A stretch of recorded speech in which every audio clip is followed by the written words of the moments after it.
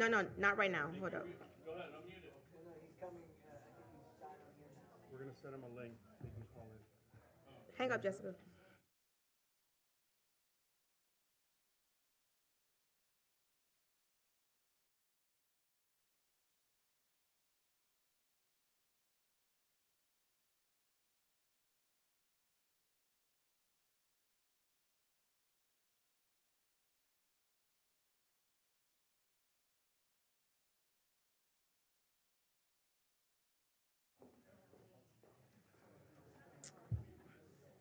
How do I send it? Good evening, everyone. We're just waiting for one more. We're waiting for the mayor. He's got stuck, but he'll be on in the next 5 to 10 minutes, hopefully. So just want to let you know we can't start the meeting without him because of quorum.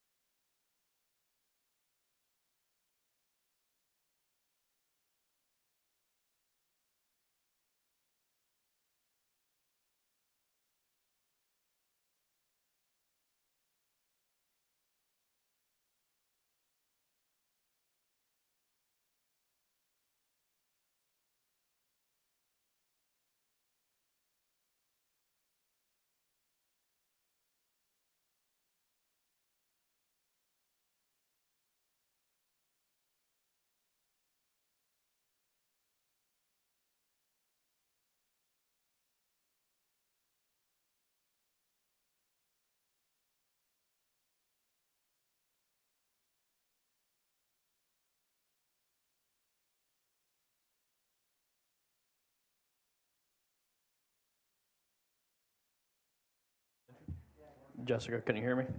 Was the last time anybody got censored in our commission? Yes, I can hear you.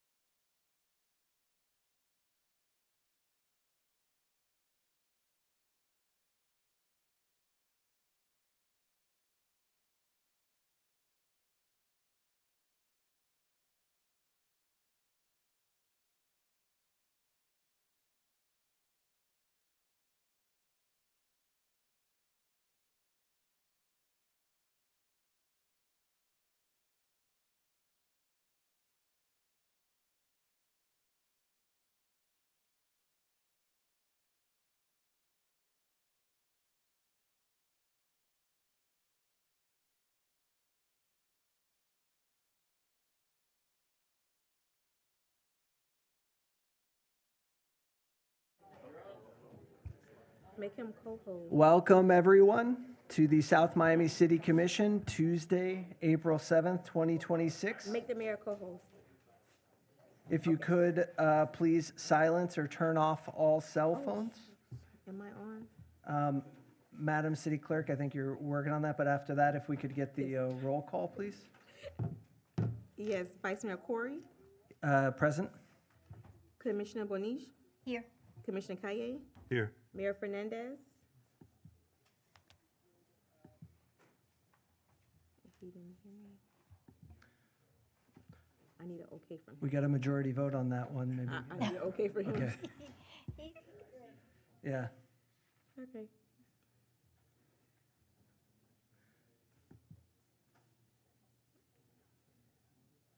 Is it okay?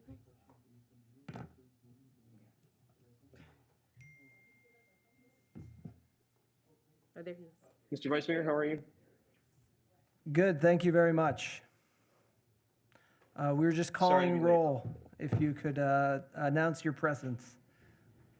Yes, Madam Clerk, Javier Fernandez, present for quorum. We All have right. quorum. Thank you. Thank you very much, Mr. Mayor. All right, and if we I'll could all, stand down, and if you need me, just holler. no problem at all. All right, if we could all please stand for a brief moment of silence, followed by the Pledge of Allegiance by Commissioner Bonich. Okay.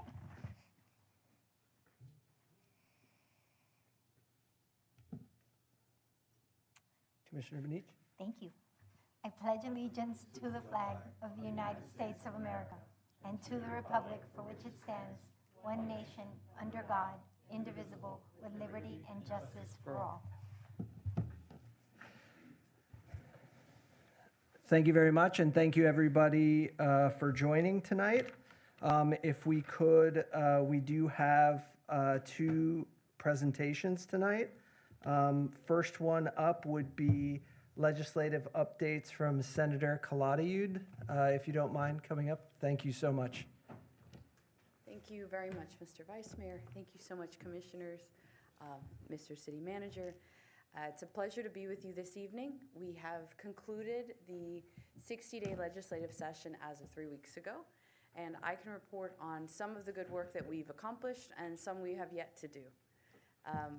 In terms of what we have yet to do, the state legislature has yet to approve a final fiscal year budget for 26-27.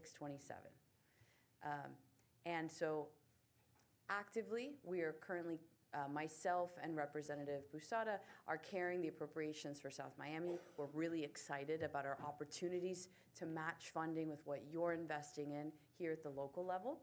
And we're going to make sure that we continue to prioritize that. In addition to very Miami-specific investments that we're going to keep pushing on, maintaining funding for Biscayne Bay, ensuring that Everglades restoration funding continues to maximize our water quality issues, and also investments in the State Apartment Incentive Loan Program and SHIP so that housing maintains a priority for our community, as well as matching funding that aligns to what the federal government has given us on transit and transportation. We want to make sure that as those issues become the most pressing for our community, they also become what our legislators are focused on. In terms of legislative issues, this legislative session, I was able to work with my colleagues in the Senate to assure that the urban development boundary maintained a high voting threshold and that was not reduced or any issues mounted that ultimately would affect our drinking water or our quality of life. I was also able to work on building a package that funded a 12,000 person gap in our low-income HIV population who for a short period of time was without medication. We have made sure to fund that and create continuity and stability within the medication for Floridians, many who call South Florida home. I also worked on legislation this session that created greater opportunities to support the men and women in our state who are dealing with domestic violence. We've created a comprehensive package and passed it unanimously in the House and the Senate that empowers both law enforcement, survivors, and is informed by survivors' experience so that we can help protect those in the most vulnerable situations. We also passed a enhancement on the Live Local Act, in which we're focusing on maximizing underutilized or vacant municipal, county, and religiously owned property, and creating opportunities for workforce and affordable housing in new ways that are centered and built for particularly our public servants, and hoping that more opportunities will come to house our first responders, our firefighters, our police officers, our nurses, and our teachers. That's part of the funding I mentioned before, the State Department Incentive Loan Program. In addition to that, we were working diligently to make sure there's investments in education, and working each year to make sure that we don't take our foot off the pedal to investing in our public education system and into the school choice ecosystem, that Miami-Dade County Public Schools is the leader, not just in the state, but in the nation. We will be working diligently for the next several months on landing the budget, and also we anticipate within the summer period to address the property tax question. The House of Representatives proposed many different offerings. The Senate did not propose policy during the legislative session, and we're working diligently to find an option that we feel can provide real relief to our constituents, but incorporate the reality that the services that these funds are providing are important to the quality of life of our residents. And so I want to thank you in advance for the conversations we've had and that we will continue to have on making sure that we strike the appropriate balance between relief and quality of life. And that's kind of been the Senate's hesitation to take a giant leap forward because of the true intentionality and moderation required to make these substantial decisions that affect municipalities and counties so differently across the 67 counties of our state. I'm grateful for your leadership, for your fiscal responsibility, and the fiduciary duty you perform so well here in South Miami. I'm grateful to be a partner and available for any questions. Thank you so much, Senator. And I'll just go from this side to that side. So go ahead, Steve. You feel so far away right now.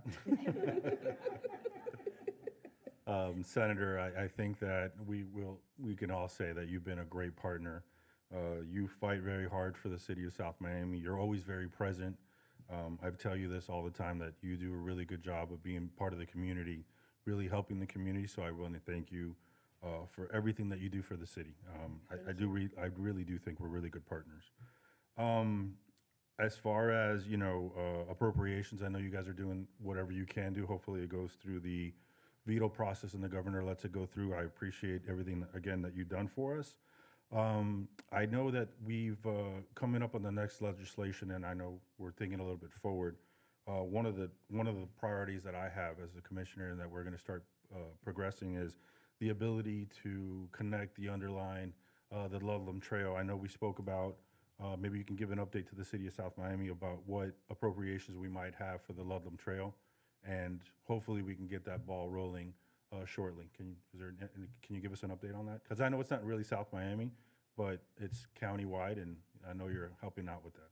Yes, and I've been working diligently with Commissioner Orbis to also make sure that we're in lockstep. So the county has invested $1.25 million on the design elements to begin the process of the 5.6-mile park, or rather the Ludlam Trail, that will connect multiple schools, multiple parks, and our goal at the state is to be an equal matching partner.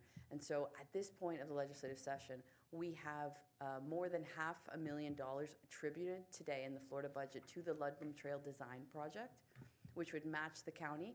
And our goal is through the end of the legislative budget conference to maximize that to a true 1.25, and to make sure that we're taking that step forward. Right outside, we have the final construction pieces for the underline. And we know that to build the global city that we're meant to be, the global community that Miami-Dade is, and the interconnectivity of what we have in South Miami, in Coral Gables, in Pinecrest, in my beautiful unincorporated Kendall to the south. All of that really takes this amount of intentionality and planning. And so I'm really excited about the Ludlam Trail project. Now that the underline has been fully funded and matched by the state, and grateful to have been a partner for $3 million of that funding, the Ludlam Trail is that next step on what we can do to increase the quality of life and the interconnectivity of our constituents down here in our South Central Dade. And speaking of protecting the bay and what we've done, our septic to sewer program is one of the leaders in the county. Thanks to our city manager and the rest of the team for doing what they do and the continued support from the state. So I appreciate that. Thank you. Thank you very much. And Commissioner Benich, would you like to say something?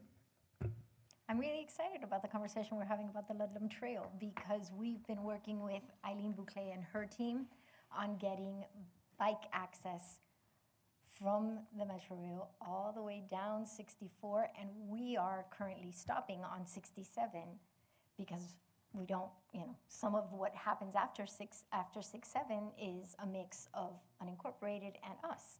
And so I'm happy to hear that there continues to be forward movement there because that means that when we are done with what we are hopefully doing in the coming years, God bless you, Thank you. there will be the ability to have that final connectivity. So I'm looking forward to that. And I'm thankful for everything you do for us. I know it's not easy sometimes to be the face of Miami-Dade County. So I thank you for doing it as graciously as you do. It's my pleasure, and I can't shout out enough Commissioner Milan Orbis for her vision for Ludlam Trail. She is like the fire behind it, and I just want to match that energy and make sure that our state partners fulfill our obligations. And I'm just really excited for what we're able to build out and how that will ultimately not just interconnect the community in transit and modalities, but connect people. So thank you. Thank you. And I can only repeat what my fellow commissioners have said. I deeply respect how you go after the big issues in the state of Florida. Going and creating policy on housing is not easy. It's one of the biggest problems that we have, and I appreciate you doing that and all the other policies you do as well. A lot of people may not know this as well, but you do go to bat for us every year on appropriation. Sometimes we win, sometimes we lose. It's just the way it is. And then lastly, just the personal attention that you give us. You do make us feel like we're your only city, even though we know we're not. But you do make us feel that way. So thank you very much, and we appreciate it. Thank you. Yeah. Thank you. Wonderful.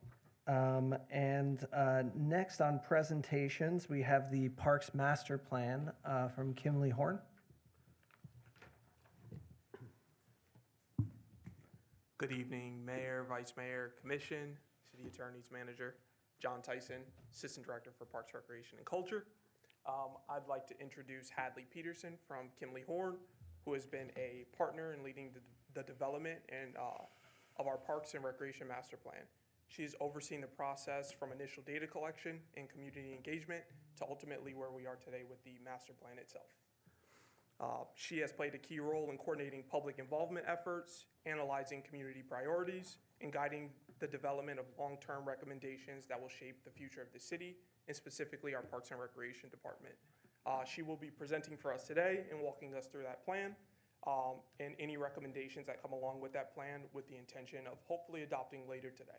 So here we are. Here's Hadley. Hello, thank you all for having me.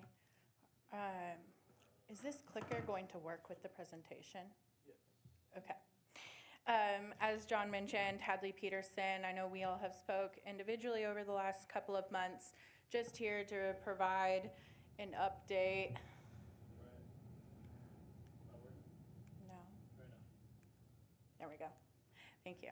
Just to provide an update of the completion of this project that we started May of last year. So it's been a real great endeavor. And for those in the room and listening online that maybe haven't been engaged yet through this process, the Parks and Recreation Master Plan is really a 10-year roadmap for guiding investments in this city. So it began with a system-wide evaluation of existing conditions, the existing facilities, programs, and services, and then continued through with robust community engagement to result in actionable recommendations, and ultimately a set of tools that the department can use to guide decisions over the years to come.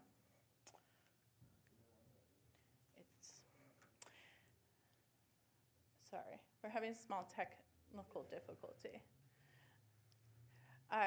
I'll talk a little bit about the process while we get the PowerPoint pulled up. But like I mentioned, we kicked off in May of last year. Last summer was really spent doing a lot of the existing conditions research, diving into what you all have, then continued through community conversation in the summer and into the fall.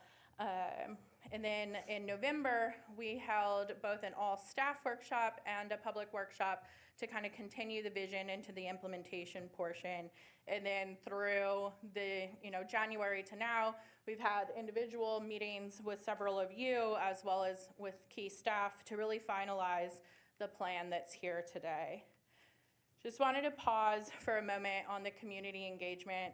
I know I've shown you before kind of what the process looked like, but ultimately at the end of it, we connected with more than 5,000 individuals, residents, visitors, staff, all included in the plan, everything from social media to attending events like 4th of July and the Safe Streets Halloween event. And so we're really just grateful for the amount of voices and fingerprints that were included in this plan.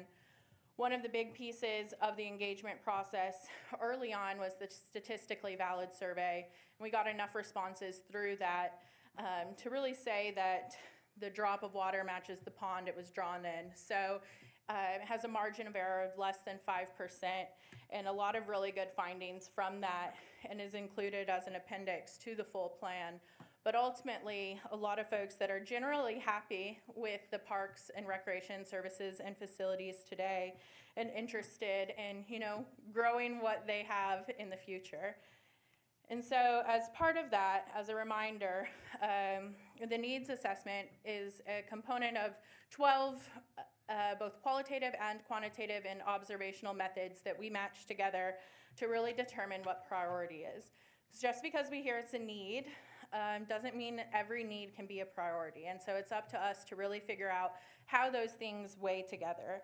And so we look at what's continuing to rise to the top through conversation with community, through aligning with existing city efforts, through national trends and comparing us, to regional benchmarks as well. And at the end of the day, what that looked like and what we presented here in November are these top 10 facility and activity needs moving us towards 10 years from now. And you'll see here everything from, expanding the urban tree canopy and natural areas, a lot of those passive recreation, to providing more aquatics and more senior facilities, and a lot of safety and comfort, benches, lighting, letting people linger and spend longer in the parks that they love. So ultimately what that resulted in is the implementation plan piece of the document that has 5 main vision principles, ranging from bold public spaces, connected parks, inclusive programs, active recreation, and resilient natural areas that are going to come together to be the vision of South Miami in the future. And each of these vision principles has guiding principles that go along with them that really drive that and match up with the actions. And these are everything from ensuring comfort and safety to programming and access and inclusivity, to really just tie together how these vision components work together, don't compete against each other, to create the future really bold, resilient that we want to see. As part of the implementation plan, it's split into 3 phases: what can be accomplished in the first 3 years, the medium term, which is 4 to 7, and anything longer than 8 years, which is really where we're striving to go. And this is because, what we really need to do first is focus on stabilizing our existing assets, really looking at those visible gaps, any replacement of an aging infrastructure, and there is a lot of community support for maintaining what we have first. And so this can be delivered with our currently projected capital levels, and is where the department's expected to spend most of their time. But they'll also be needing to build towards years 4 through 7, which is when they start to address growth. Really look at closing some of those gaps, connecting to schools and major redevelopment areas. This will require some additional funding as well as some staffing expansion in order to make sure that we hit the mark.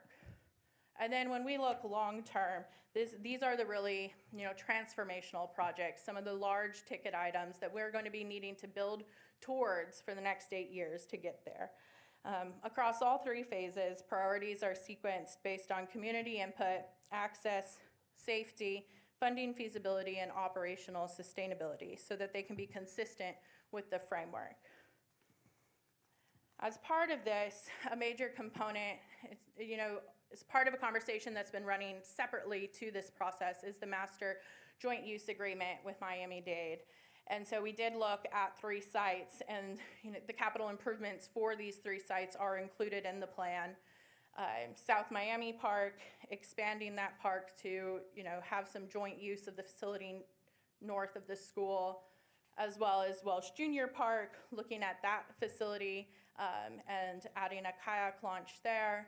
And then Palmer Park, redesigning what that looks like and adding both indoor and outdoor active recreation space.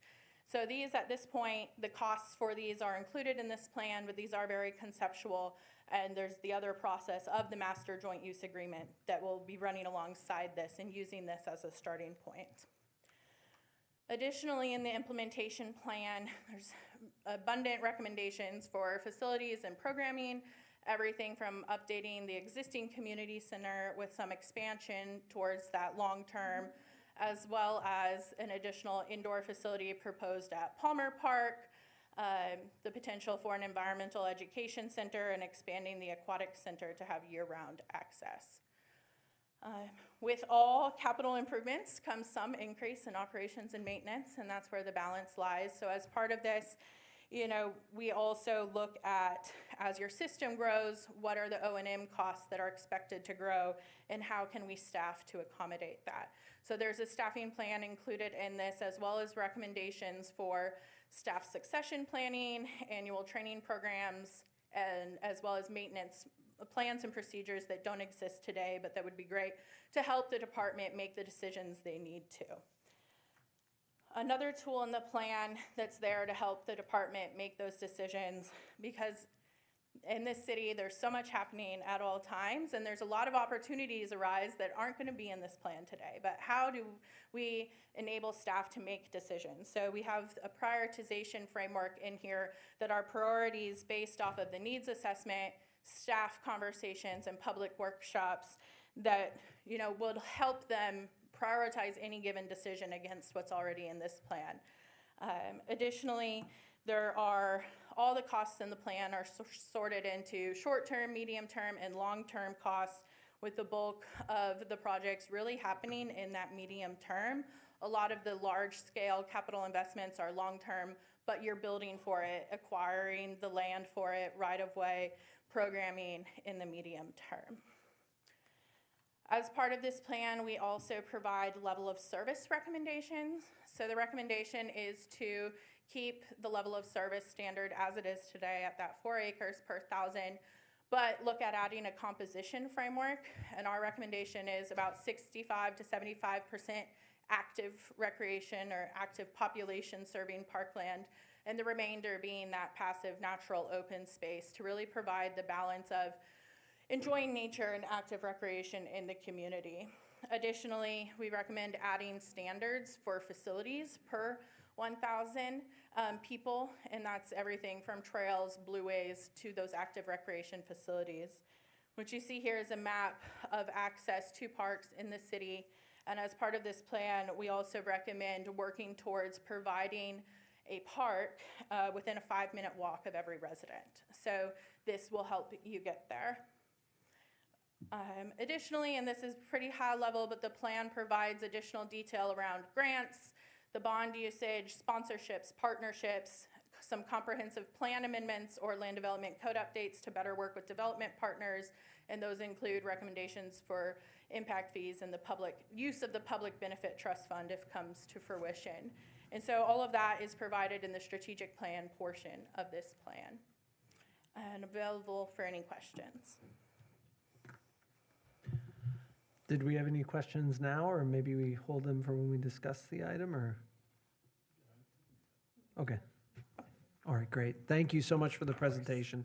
And before we move on to the next, I just wanted to let everyone know you can sign up in the back for public comment. It's going to be shortly after the following presentation. So if you haven't yet, please sign up for public comment. The next presentation on the agenda is the Landscape Master Plan from Miller Legg.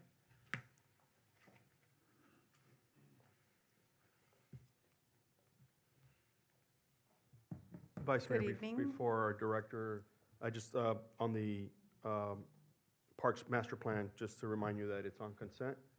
So if you're going to have some discussion over it, you would have to pull it from consent to be able to have your deliberations. Okay, thank you very much. Good evening, Surami Cabrera, Development Services Director. And before the consultant begins, I just want to take a quick moment to go over what a landscaping master plan actually is, because I think there was a little confusion last time. This is not a document that designs every street in the city. It's a planning and policy tool. So they went out there, they looked at our streets, our intersections, our landscaping, sidewalks, the entire public realm, and then they categorize them. And they'll tell us these are major arterials, these are minor, these are collector streets. They look at the conditions of them, and then they give us a plan so that, for example, for Sunset, it's a major roadway. You're not gonna do it the same way you would do a road in a single-family neighborhood. For that, they map them, they show how many miles we have, where they're all located, and they'll give recommendations on what type of canopy we should have, what type of street spacing there should be, what the understory should be, what the bushes should be, so that when we do actually go and landscape these areas, there's this guide, and then there's a design that comes with it. It could be through public projects or private projects, but basically it's a roadmap that says, hey, these are the rules, so that eventually it'll be very consistent and appropriate for the type of road or intersection or the signage and their entry signs. They looked at all that. That's really what it is. So it's not, it gives us all the mapping, it identifies them all, it photographs existing conditions, and then gives recommendations on what the future plan should be for those areas so that the city's consistent and appropriately designed. Thank you.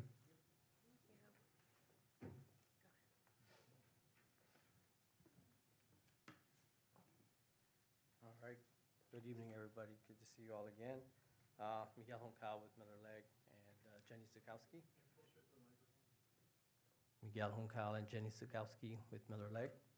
So we've gone through the master plan a few times with you guys, but we're just going to briefly go through where we are and go through some of the updates based on the feedback we've gotten from previous presentations as well as further coordination with the city.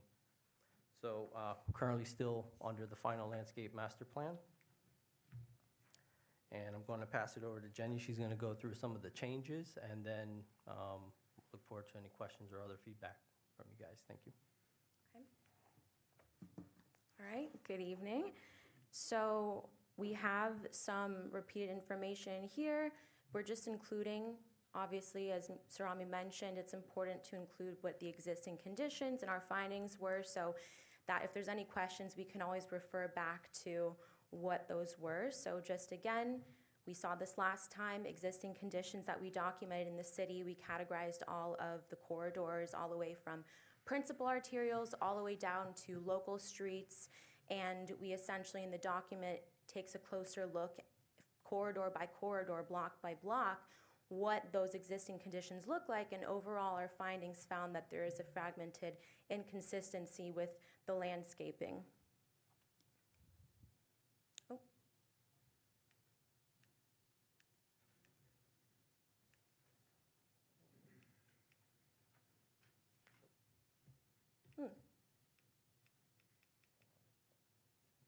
Okay. Maybe we have some technical issues.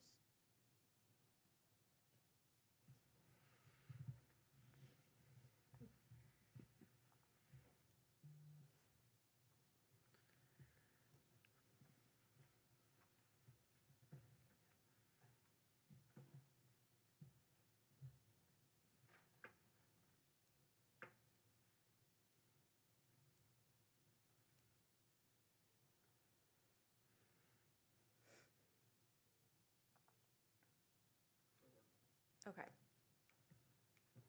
Awesome. All Thank right. you. Yeah, no problem. So this was a minor change that we have from our last presentation. So we've seen this map before where we're outlining basically the areas in the city that we believe could have some potential hardscape improvements, namely the intersections. Now keep in mind that we categorize these intersections based on the fact that they have representative conditions found throughout the intersections in the city. So we further categorize them on the chart. You'll see in detail. I know it's a bit small to read, but we categorize them by type A and type B intersections. Why? Because we have intersections that fall in residential areas, and then we have intersections that fall more in commercial areas. And later on, as we'll see the conceptual costs with hardscape improvements, this matters because the conditions vary in these intersections. So some have presence of different sidewalks and with different widths at each intersection based on, you know, where it is in the city. So commercial, you'll see commercial intersections with sidewalks varying from, 10 feet all the way to 15 feet in the city. And then in residential areas, it'll typically be your smaller 5 to 6 width sidewalks. And we'll cover more of why that's important as we get to the improvements later on in the presentation. And then just overall key findings from our opportunities and constraints. Again, we saw some fragmented and inconsistent landscaping, but overall just lots of overhead utility conflicts, which definitely impact the recommendations. And again, we went through this information, but always good to have an update. So as we go into recommendations and design guidelines, we've consolidated our goals and objectives. These are just overall goals and objectives. The purpose is to support the implementation of the recommendations in the document, namely looking at, the existing tree planting initiative that the city has that was started in 2009, and looking at, how we can utilize the information in this master plan to use these programs that the city already has in place, and just remembering that, we can implement these things to further increase the tree canopy and the green areas in the city. So that's really what a lot of these objectives cover. Okay, and then we also have shown this before as well. So these are just important guidelines for planting trees, DOT criteria, FPL criteria, important especially because the city does have a lot of those overhead utility constraints. And then the same goes for additional design considerations when it comes to roadways and medians. Okay, and then hardscape guidelines. Again, this is also in line with all of that we just discussed. And then when we come into the plant species recommendations, we had a few updates here. As we updated our planting palette, we definitely consolidated the options down, but we're also making sure to include, the palms. We also got that memo last time, so yeah, definitely took that into consideration, but we'll further, show as later in the presentation, we consolidated it down to 3 themes, one of them being a tropical theme. So we included the addition of more of some tropical looking, Florida-friendly species. And then, so here we're looking at, through ongoing consensus with the city, we had a directive to include standard gray concrete with blue glass aggregate as one of the hardscape approaches. So we also added a complementary green colored concrete it could be introduced as an accent where we have this standard gray concrete and blue glass aggregate. And as you'll see later, we have more of this information and render in images looking at what this could look like at the city intersections. So we also have some fruit tree species recommendations. This was also in ongoing coordination with the city, just providing some species, obviously having to look at where they could be appropriately planted, and obviously species that are Florida friendly and appropriate for right-of-ways in the city. And then on the charts to the right, we have these are outlining material specifications for the 2 recommended hardscape materials. So Briefly, this is going over just the sections. We've seen this last time. We've also made updates, but I'm just going to skim through as I just walk through overall what these sections are showing, and then if there's any questions, we can definitely go back. But overall, these sections cover the focus areas depicting typical conditions across all of the corridor types in the city. Essentially, it shows the range of what the city can do realistically to increase the green space within the city, whether that's planting canopy trees or just planting shrubs. And again, that matters because, again, we have these overhead utility constraints that definitely affect what you can do in that area. So as we get into more of the renderings, which are the images of our updates, so we definitely took a look at the gateway, especially the small gateway signs in the city, and through ongoing coordination throughout the planning process, we're just taking a look and illustrating at the possibility of the smaller gateway signs in the lower right corner with an updated color palette that also coincides with the existing signage, and then you can see that, coinciding with that blue and black palette, and possibly integrating it into the smaller gateway signs. It could also create more of a sense of familiarity as people come to these smaller gateway entrances and they recognize that color palette more. So again, we've showed this last time as well, just looking at implementing, some green areas in the existing roundabouts and proposing different native shrubs, ground covers. We were asked to look at the possibility of extending or expanding the green space within the roundabouts, and through some research, we found that ultimately looking at doing that is going to jeopardize the ability for larger trucks to come into these areas. So that's why we could not expand the green space in the roundabouts. It would jeopardize that ability for larger trucks to come into these neighborhoods.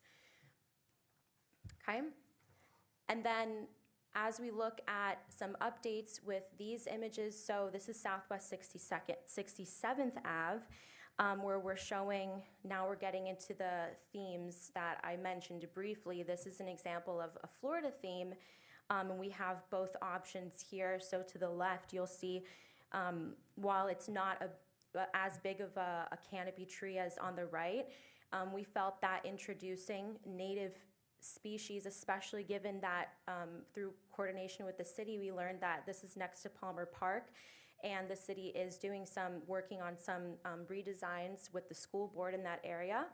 And then further down the street to the north on 67th, you also have that Girl Scout lot. And we were also informed that there's a native pine rockland habitat there. So just exploring at, possibly introducing more of that native pine rockland species that can tie in potentially with that lot that you have further north, and exploring what that could look like. And then to the right is just, a Florida theme, but looking at, having one canopy tree and then two smaller ones on the side. And it would depend obviously on the width of the green space that it's in, of the swale, but where you have larger widths, obviously you can do more. So now starting to look into the hardscape improvements, and we did show this last time as well with the US 1 median, just introducing low maintenance and Florida-friendly native planting, abiding by DOT criteria. So starting to look at, like I mentioned before, we were with coordination within the city, we were talking about that standard gray concrete and blue glass aggregate, and then what the green concrete is. So we basically used this intersection at Sunset and Southwest 67th to show potentially what this pattern, what this proposed leaf motif pattern can, how it can accommodate sidewalks with different widths, and hence why I mentioned in the beginning, you have different intersections in the city with different sidewalk widths. So it's important to have a design that can accommodate those different sidewalk widths. And with the leaf motif, also drawn from and inspired from the city's logo, there is a leaf motif on the logo as well. And staying within the color palette of the city, you have the blue glass aggregate, the green leaf motif. So definitely looking back to, the city and for that inspiration of the design. And then this is just a more detailed close-up view of that intersection corner and the implementation of what this design could look like at these different intersection corners. It's not touching the ADA ramps or the crosswalks. It would just be on the sidewalks. And I know the green is sticking out a bit. It's just graphically to show, potentially what that could look like. So, and then we're gonna go back really quickly. So something to point out here, the reason we chose this intersection is on the east side, we have very wide sidewalks. The northeast, we're at 15 feet width. On the southeast, we're at 11. And then across the street, we go back to 5 feet. And the example here just shows with the leaf motif how it's able to adapt to any of those widths. It's just a matter of scaling the leaf motif down and making it work with the hardscape area. And this is, again, at the corners. It doesn't go very far beyond that. And obviously, when we're incorporating this, we'd have to consider who's adjacent projects and such, so we're not overlapping and making sure that's in coordination with other ongoing projects. Okay. All right, so now as we get into implementation and conceptual costs, whoops. So we broke this down.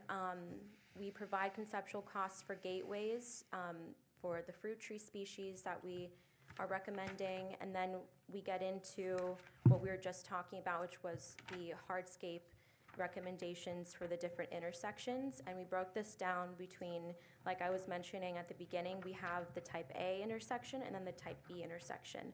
But further from there, we have the type A, A2. So the difference is that the type A2 intersection, when we were looking at the different residential intersections in the city, we found that some quadrants of the intersections, meaning like the corners of the intersections, they don't always have the sidewalks on them. Some have like one sidewalk that ends and then doesn't continue on the other side. So that's going to affect the overall estimates of these costs, because if you can't necessarily say we're pricing this out for however many X amount of sidewalks per intersection. So the presence of sidewalks varies at these intersections. So in these charts, it just demonstrates the type A residential intersection. We use the 6-foot average sidewalk width for quadrants, and then the type A2 intersection, same sidewalk width, same amount of quadrants, except the cost varies because we looked at examples of intersections in the city that only have 2 quadrants with 4 sidewalks rather than having 2 sidewalks at all of the quadrants. And then the type B commercial intersection, we use the 10-foot average width based on inventory and looking at the sidewalk widths at these types of intersections. So the difference between the type B and type B2 commercial intersection is that the type B2 commercial intersection occurs at areas in the city where half of the intersection is not within the jurisdiction of the city. So those could still be utilized for hardscape improvements because those are gateways into the city. So potentially this design could be incorporated at those intersections as well. And then this is nearing the end here, but looking at, we consolidated down, last time we showed this to you, we had 4 different habitat planting palettes inspired by native Florida habitats, and from directive from the city, we consolidated that down into 3 themed areas with and we consolidated the planting palette down as well so that the city can take this and essentially, have this as a guide for what to implement within these 200 square foot areas that we used as an average of what you can do in that average swale. So this is I was just showing the Florida theme. This is the tropical theme. Again, we have 2 options. If you want to choose from the Florida palette, you have 2 options to choose from. The species are laid out for you, and you can implement that. And then for the tropical theme, it's the same. We're laying out the species for each option. We have option 1 and option 2. And then we have the pollinator theme. And this one is more for areas that have overhead utilities and you want to put smaller trees in those areas. So that's really what the pollinator theme could be suited for. And you have a lot of that happening in the city. And then last but not least, we've updated our grants. Just, from the last time, we made sure to look into any updates on that we could provide. And we updated this chart as well with new grant information that could support these initiatives and similar initiatives to the Landscape Master Plan. And that is all. We thank you. Thank you very much. And before I forget it, because I can't see him, I wanted to see maybe if the mayor wanted to kick us off with any questions. I don't know if you would like to start, Mayor? thanks. Yeah. Thank you, Mr. Vice Mayor. I'm happy just to listen to the questions, and if something goes unasked, I'll happily follow up. Thank you. No problem. Thank you, Mr. Mayor. I guess we'll start on this side now with Commissioner Manich. Thank you. I'm glad to see that we've arrived at having, excuse me, the different options for us to choose from rather than just finding a tree and putting it somewhere. So I'm thankful to you guys for bringing that to the forefront here. I'm not really sure the sidewalk conversation, so I'm not going to talk about that just because I don't even know what that's about. But I'm really happy to see where we landed, that we can use this as a guidebook to where we're, what we want to do, because it's great to have a conversation, but I don't like the same trees that he likes, and he likes a different tree, and Surami probably likes a different tree, and we get nowhere. Well, there you go. She likes everything, so I'm thankful. Thank you very much for landing with the final presentation, I think, where we originally thought we were going. Thank you. Commissioner Kaye? I agree. It's pretty clear. The plan is in place. There's a lot of things that we can do with it. I guess what I had a little bit more questions on, I guess it's more for the city manager. From an implementation process, I saw some really good examples of key areas where we don't have that many trees. Example, on 64th Street between 57th Avenue and 62nd Avenue, and in front of Palmer Park, for example. Trying to understand and make sure the public understands the process. Once we implement this guideline, if we wanted to implement trees in either one of those streets, would we need to then have a design put in place? Do we go out for a bid option perspective to get a design, and then maybe another bid for execution? And how does that process work, if you can remind me? Yeah. Yes, sir. So there's a couple moving parts, as Commissioner Bonich mentioned, this is a blueprint that now sort of aligns action, right? And it's not, one person's opinion or decision. It's a blueprint that we have some discipline as we embark on some of the ideas that are represented here. So twofold. One, we have a concurrent initiative, which is the tree planting initiative, and Vice Mayor had sponsored that, initiated that, and we have opportunities for that. Some of their work provided us some guidance and influence areas that are deficient in tree canopy. So we have some funds that were allocated for that purpose specifically that are sitting in the tree trust fund. So if it's a one-off where there's opportunities for a tree, we would approach that project from that standpoint. Now, we're currently taking a look at some contracts that are out there that have been let by others, see if we can piggyback off of those contracts that have unit pricing. And if not, we may just obtain 3 quotes for the purpose of spending that initial amount of money, which is $85,000. We have other dollars that we could allocate to it. So that's really following some of the work that they did as it relates to Canopy and the Vice Mayor's initiative. As it relates to something that's more involved, that has a combination of plant material, then yes, this blueprint would influence that design. How are we going about that? We've initiated a conversation on designing a few of our locations, circles, and some of our, what I call parkways or medians. Obviously, there's a lot of opportunities, and what this provides us is the resource to have a conversation during budget time is how much do we want to allocate. We did allocate monies previously, but it was really uninformed from the standpoint of a blueprint. So we have money for this fiscal year that we're going to begin to work on. Site-specific, now we use this blueprint and design site-specific. So we've had a conversation about some circles. Remember that not all circles are the same. You know, they're different circumference, they have different issues, barriers, utilities. There's civil work, some of them have hardscape, the concrete bands are damaged, they may have pavers.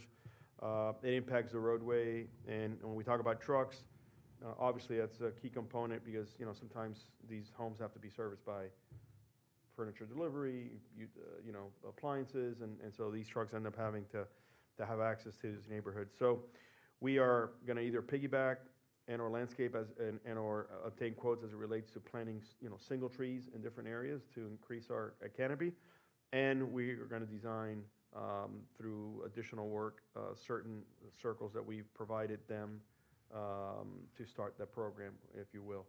I'm looking at some other opportunities to maybe have partnership with some other entities that can come and be part of this process from a design standpoint, so we can kind of bring to scale. Right now, we want to I paused it. I said, can we do this? Right way of doing it. Y'all indulge me in this. Now I want to hit, pedal to the metal, right, and execute on designing and planting. So we'll give you regular reports. We'll bring an item back on the trees because we're going to have to spend some money. So I'm hoping that maybe this second meeting in April, we'll have an item that can get us through the tree planting while we continue on the design aspect for some initial. I think we have about 4 circles and a couple meetings that we talked about. Good, so, I mean, I'm glad that we have the guidelines in place. We now have the process and the way to execute, so I'm really excited about what the city's gonna look like in the next few years. Lastly, I just wanted to apologize to everybody, my colleagues and the rest of the city, as I was looking at those pictures of the Fast Lab building on the corner of 62nd Avenue and Sunset Drive, and I'm sorry I had proved that when I was on the ERPB, because that is hideous, that color. So I apologize. It looks really bad. Yeah. You're forgiven. I had some comments. Thank you. Amazing presentation. You guys definitely did a great job taking feedback and implementing it. I was under the impression I might get some feedback from my colleagues here because a lot of them have better design eyes than I do. But on the hardscape side, I thought we were going to mainly focus on intersections. I didn't realize it was going to be sidewalks. I kind of worry that could be a little more disjointed than intersections, which can be more like accents. What are your thoughts on that? Because I wanted to make sure that we could keep it consistent, because we could just have a sidewalk that ends and starts as a normal sidewalk again. So I was going to actually mention some of the things that really are next steps with this, and one of them is... Struggling, bro. How are you? Yeah, it's you. Oh, sorry. Huh? I don't think that was intended. There he is.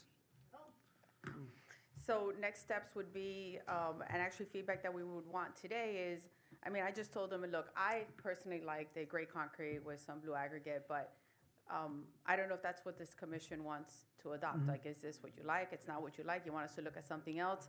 I think it goes, and the reason why I had them go in that direction is they needed some direction so that they could finalize their work. And I figured that, we have these nice blue signs that this commission or previous commission invested into. It already starts setting a look for all our single-family neighborhoods, our commercial areas. So it looks like it would fit in. It would be very pretty. If that's the direction you want to go, then I think we would actually, and I spoke to them about this, I would like to get some material samples that show a different weights of aggregates, a different amount of aggregates with gray concrete, so we know exactly what a mixed design would be, and these are sample materials of how it would look. This is how your sidewalk is going to look if you do a sidewalk in South Miami. And then there's also the question of, do we require implementation from the adjacent property owner? Like if you're building a new home, because this affects the single family neighborhoods too, right? So if you're building a new home in the city of South Miami, it will require that you improve the right-of-way and add and put the sidewalk, even though it may not lead to anywhere? Or do you pay into a fund and later the city will build the sidewalk for the entire street? That would take very long, but some people, it just depends. I've been in other municipalities where there's this back and forth on how do we get the sidewalks in throughout the entire city. But it would be part of, hey, you're building in the city of South Miami, you either pay into this fund and you improve the right-of-way with landscaping, and this is the standards that we have. We have the pollinator type, or we have the Florida, what is it called? Florida theme, which I absolutely love. And then that third one, and you would basically then, as part of your single-family home development, is that you would have to improve the right-of-way, and you may have to put the sidewalk, and this is the standards that we have for the sidewalk. It'll be this width, it'll be this mixed design, whatever it is. So we need that kind of feedback, really, to take this to the next step and see how we actually implement this. This is more a question to them than to you guys. We've implemented kind of a color scheme for the downtown area. I wonder if we should extrapolate that into this sidewalk that we're seeing so we don't have disjointed things. I don't know if you guys agree with that. I can't remember. I mean, I know it's gray. It's a fair question. I don't know that we finally landed on a final Yeah. package. So I think maybe that's a conversation for the next meeting, yeah. Okay. But it's a good point, whether we want to have Yeah, that this extend to should the feed off city of that. or have something that's different to kind of demarcates a break between our SOMI district and the rest of the city. And then second, I don't like the, Leaves? no, The leaves, no. no, that to me is just too much. I mean, it could, and, it could be only at intersections, and it could be a lighter green, or it's just feedback, well, what I don't like is that it's green, or I don't want leaves at all. I Right. just want it to be a very simple, consistent, gray concrete sidewalk, which is fine. I like the consistent, I don't mind the aggregate at all. I just think there's enough going on with the buildings to then have something else on the sidewalk in those areas. They're just so busy to begin with. That's me. I would prefer just regular sidewalks. Mr. Vice Mayor, I think you were still. Yeah, Little no, thoughts? I think I was of the same mind. And then I did have one more question, but if anyone else wants to mention anything on hardscapes, I agree with Commissioner Badich.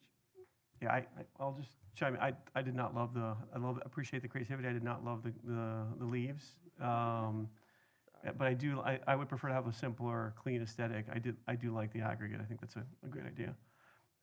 Did you have questions, or? I did have a couple questions, since I only caught it listening. I didn't get to see all of it as I was driving here. And again, let me start by apologizing for being late. I just had a work engagement that conflicted. You mentioned there were 3 themes. Pollinator theme, I think, clearly is one that you're using in a very specific condition where you've got overhead lines that limit your ability to kind of plant tree species. But then we have, I guess, 2 competing themes, which is the tropical and the Florida hardwood, or Florida, what was the name of the theme? Just Florida Florida. theme, yeah. Am I correct in understanding there's maybe competing themes that we could use one or the other in conditions where we don't have the limitations of overhead power lines? Or how do you see how do you see use us? them both.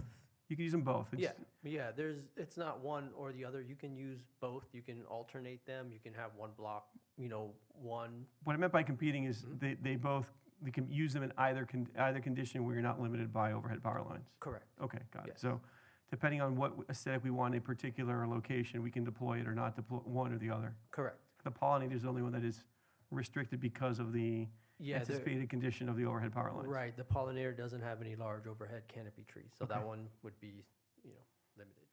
Thank you for that clarification. Then a question as to, back to budgeting, I think you may have mentioned in your discussion earlier. As we think about budget and the manager, we put together our 27 budget and beyond, I'm assuming there's only so many specific locations you identified as intervention points that provide opportunities. And I didn't hear maybe like a number. Are there 20 locations? There's 7. There's 7. Focus intersections that we identified. Okay, and the average cost for a focus intersection, I saw you went through a number of scenarios. Again, I couldn't see them. So if you can just repeat that, I apologize. Yeah, so when it comes, Web, can you put it on for us? the presentation again, real quick? Sorry. Sorry, Mayor.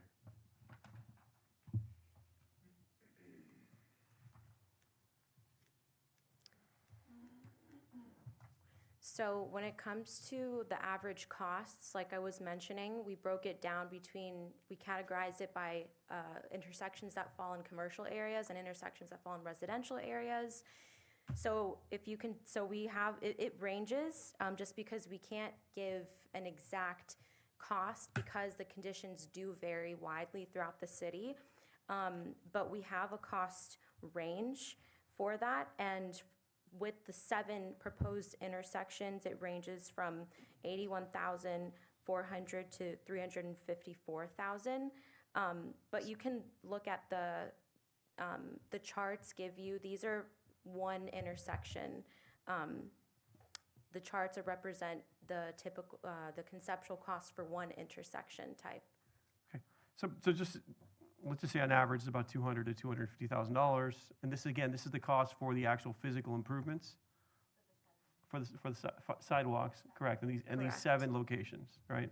Yes. That does not include, again, there was a discussion about how do we procure this and how do we do this work? Does this contemplate related design fees for the execution, or is it just materials and the execution of the installation of the materials? Correct. Okay, so it's the latter portion. So we should probably add 15% on top of that number to kind of arrive at a design cost associated with it. So Just, Mayor. maybe, yes, sir. I'm sorry, clarification, because Yeah. I see a design line item embedded in there. That's so- what I was trying to understand. What is it, what is in this line item? Yeah, there's a 20%, so The design and permit. it is included. It yeah. is, okay, Yeah. so let's just say it's fully loaded, $200,000 to $250,000. So just, colleagues, as we're thinking about this for this cycle, if we wanted to do this in one grand shot or over a couple of shots, we're talking about $1.5 million to kind of, again, make these improvements go all in one fiscal year. So thank you for clarifying that, I appreciate it. Further questions or comments? Surami asked us a question that we haven't answered, Yes. and that is exactly about the sidewalks. Do we want to make it something where the residents kind of feed into it and stuff? And I'm wondering, do we want to have that conversation now, or do we want that to be a secondary conversation? I think we should accept this plan, because I think that's what we need to do. And then I think we should have again, to your point is the interplay, what are we selecting for the SOMI district? We have an option here, I think it's a good one. I think we all have, sounds like we have consensus about maybe not wanting the leaf accents as part of as part of this plan. But maybe we bring back a separate conversation, Mr. Manager, where we can, sorry, go ahead, you want to say something? No, yeah, because I think where you were headed, I believe, was the issue of a particular home. Let's say a new home is being built, whether we as a city require an improvement of a sidewalk, even though it's a sidewalk to nowhere, right? Is that where you were headed?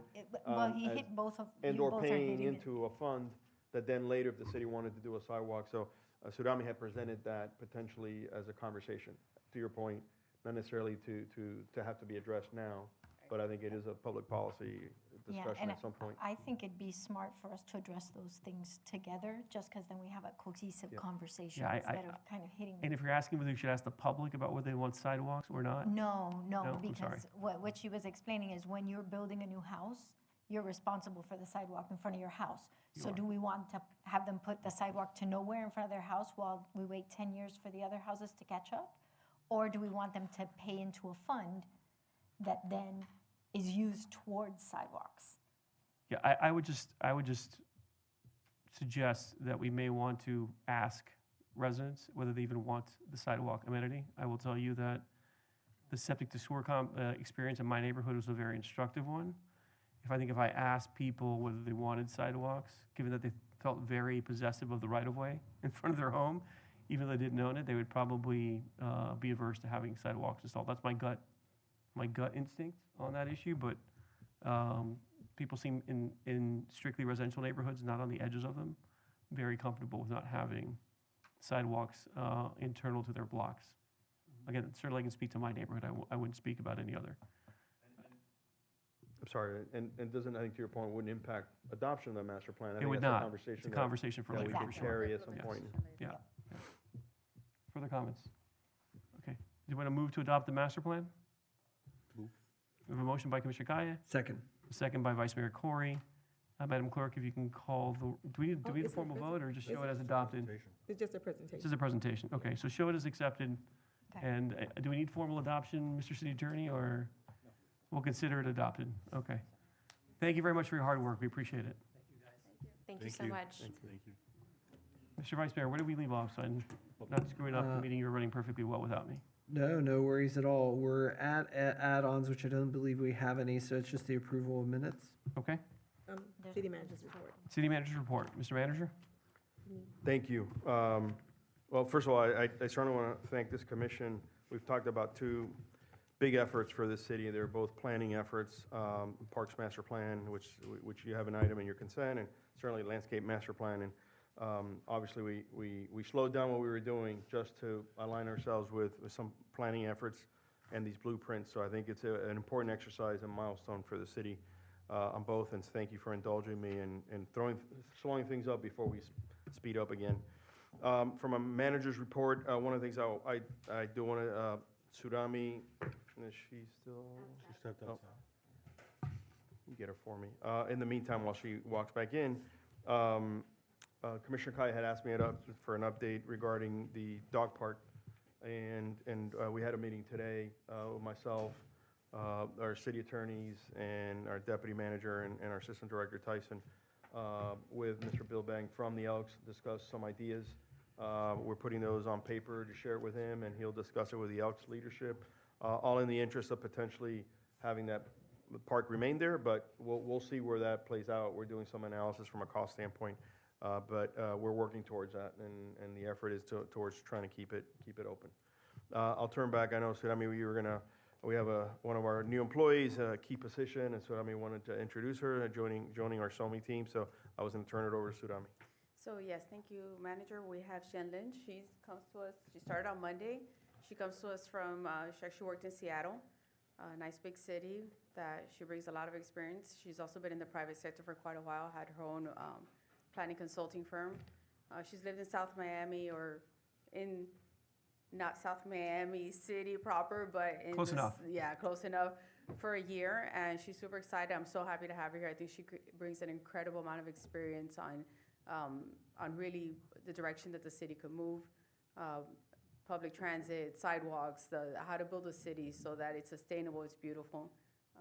Jen? Just say hi. She's going to be, Good evening, welcome. Lourdes' old position, different skill set, much needed in the city. Glad to be here. Good evening, everybody. I am a planner in Before you start, can you repeat your name one more time so we make sure that we get it correct? Chenlin Hu. Chenlin Hu? Yes. Thank you. Yes. Okay. I have planning in public sector for 13 years and then a private sector for real estate development, just trying to see how policy translate into development, how it look like, and then was in nonprofit for a few years. So I have experience in public policy development planning and also real estate development, both affordable and market rate development. I'm very excited to bring all this experience together and see what I can contribute. And I learned a lot the last 2 days, and I look forward to learning more. Thank you. Thank you. Welcome. Welcome. Okay, Mr. Mayor, Manager. continuing on manager report, some general updates on the capital improvement side, several projects in the Parks Department. Dante Facel, the beach volleyball improvements, it's about 90% complete. And those elements include drainage and surfacing, the new volleyball system, some oolite stone benches and concrete pads, ADA compliant walkways. So that project is coming to a close and it's going to be a huge improvement. Also, Murray Park quad bollard lighting, about 90% complete. We wanted to sort of enhance the look of that corner and the pool, security and visibility, the aesthetics. You know, that corner sometimes it just seemed very dark at night. And I think this will improve, and from a security standpoint, obviously, since we have a pool. So we're about 90% complete there. And then the tree installation project at South Miami Park, we've been tagging trees off-site. Those that are going to be brought on-site, probably about 45 trees is phase one.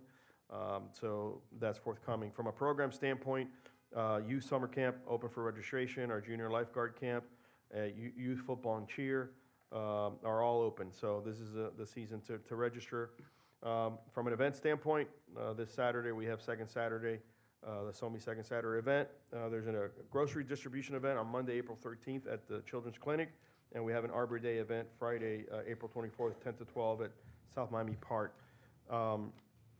Also, we're doing another South Miami SoMi Business Social.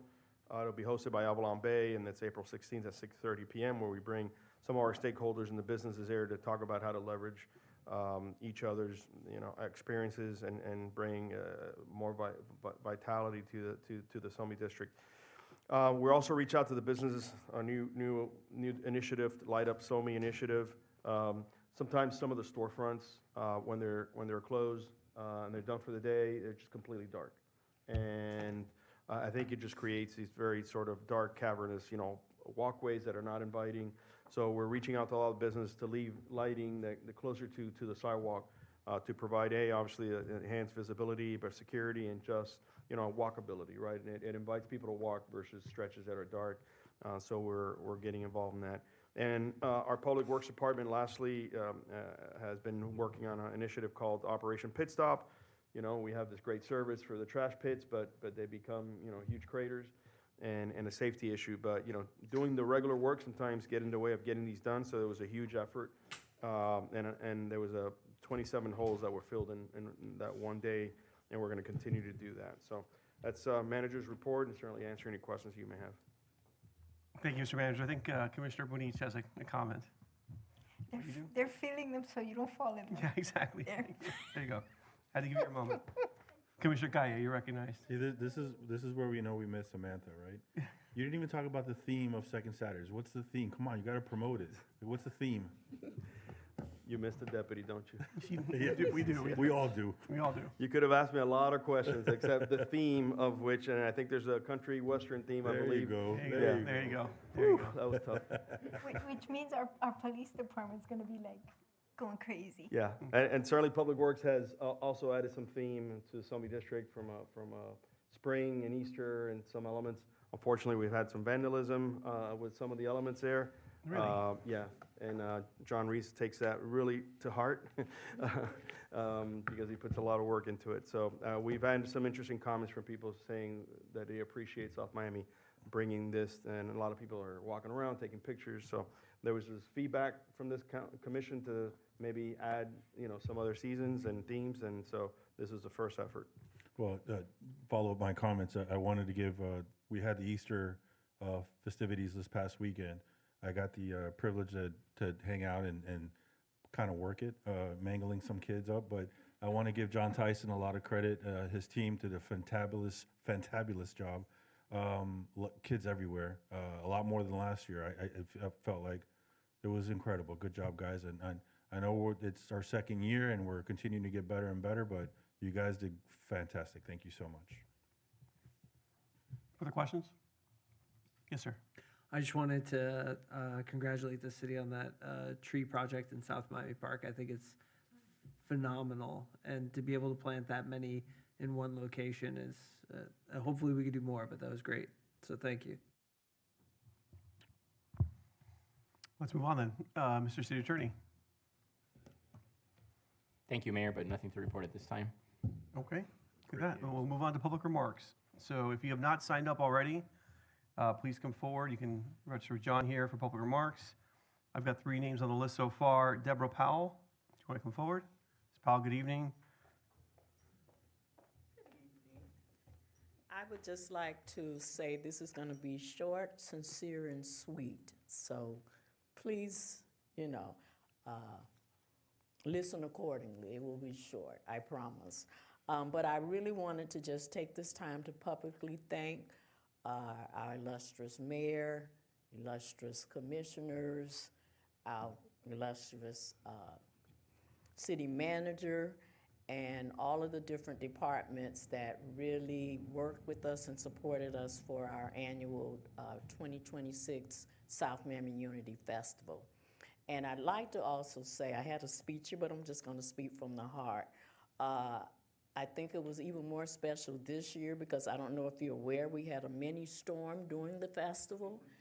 And all of those components stood with us literally and figuratively through the storm and the rain and even the hail that came to Dadeland during that day.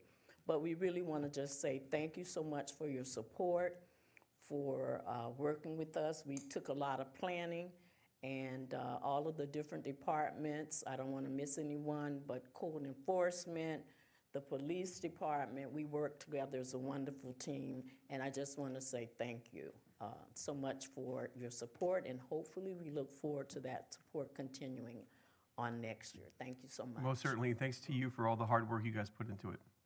Let me Okay. put my 2 cents in this. Please, Mr. McCants, you're recognized. She mentioned some departments, so I wanted to mention some too. The police department, you guys were great. Like always, Public Works, John Reese and his staff. Parks and Recreation were tremendous. John, appreciate you, man. He's running the ship, and he's doing a great job, in our opinion. And the city manager, he was there. He even liked some of the cars that was riding through the streets that night. It all turned out very well. The collective efforts were very well. We look forward to the future, and it was a bad storm. you know? Terrible. Yeah. Tents flying, and Yeah. everyone pitched in to help us put everything back together. And we made a decision to continue with the festival, and it was a success. We had over 400+ residents and guests that came through. So as I said, thank you so much, and we look forward to working with you for our next event. Put on your calendar, June 20th, we're having our annual Juneteenth community gathering. So please make a note of that. Thank you so much. Thank you, guys. Thank you. Okay, next up, Matthew Sussman. You're recognized. Good evening.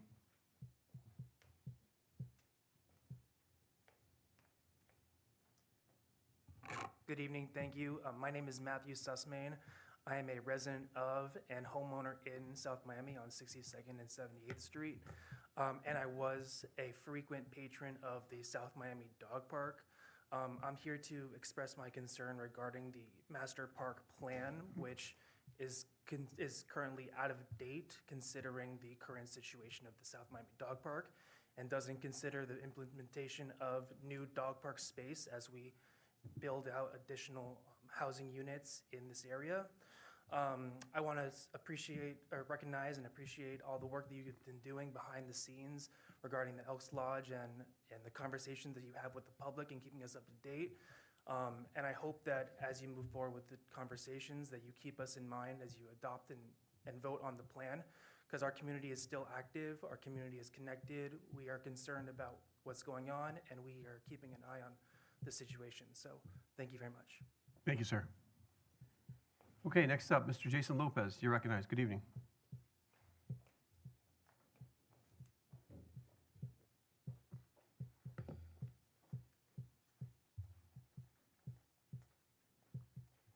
Hello, Jason Lopez, 7730 Southwest 65th Place.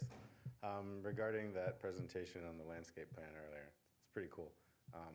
I hear you mentioning that you want to adopt it right away. I'm a little worried because there are a few plant species in there that should not be in there. Highly reliant on irrigation and fertilizers that will require homeowners and businesses to come do crazy acts of fertilizing and pesticide applications that are unnecessary. And so I would say that list is still a little bit too big. I keep hearing you guys, I've been pushing Jason, before you for it. move on, can you do us the favor of just marking that up and Happy. circulating it with Disrami, please? Happy. Thank you. Appreciate that. There's a lot of investment going on in trees and parks in South Miami now, and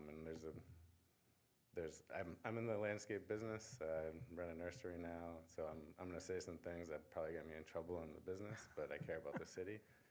There are grades and standards set that are a bit of a scam when it comes to the people actually investing in the plants. You're spending hundreds and thousands of dollars on big material that takes longer to get to size than if you plant small. And the city could have a much greater reach at a far less cost if you plant smaller. You don't need to plant a 12-foot tree. Ultimately, that 12-foot tree is going to remain at 12 feet for 12 years. Go down 62nd Avenue right now. There's the sennas or cassias, I forget what they are, yellow blooming. They've been there for a long time. Never grown, following Florida grades and standards. Let's go to Bob Welsh Park. Remember all the trees Bob planted? Bob planted pot-bound trees. I talk to him all the time as a Bob. You're spending a lot of energy and these trees are gonna die. You go around now and the trees are dead, right? You go to his park, which is awesome. I'm not saying there's anything wrong with the park, but we planted grade A plants there that are still not rooted. You can go shake those trees and you can see where the root ball is shifting. They're still attached. It's a huge waste of money and nothing is growing. And so I would just encourage you to rethink what you've been told is the right way to go about planting these things and plant smaller. You plant smaller, you get better root zones. The better root zone, you get a better tree. Anything that's been in a pot for decades, or for anything that's been in a pot of any size, has been in a pot this big, this big, this big, this big, and this big, and they all get root bound, and no one pays attention to the roots. Working at Fairchild for a long time, there was those hurricanes in 2005, 2006. I had the pleasure of meeting many trees that had blown over, right? And in every one of them, you could see their existing pot from the past that they never grew out of. And so don't fall for needing to plant big. Consider planting small. Save some money at the same time. Thank you for that perspective. I appreciate it. Okay, anyone else who'd like to address this commission in public remarks? You're welcome to do so at this time. Anyone on Zoom, please raise your virtual hand. Okay, seeing no one in the chamber, and, oh, sir, Mr. McCants? Double dipping.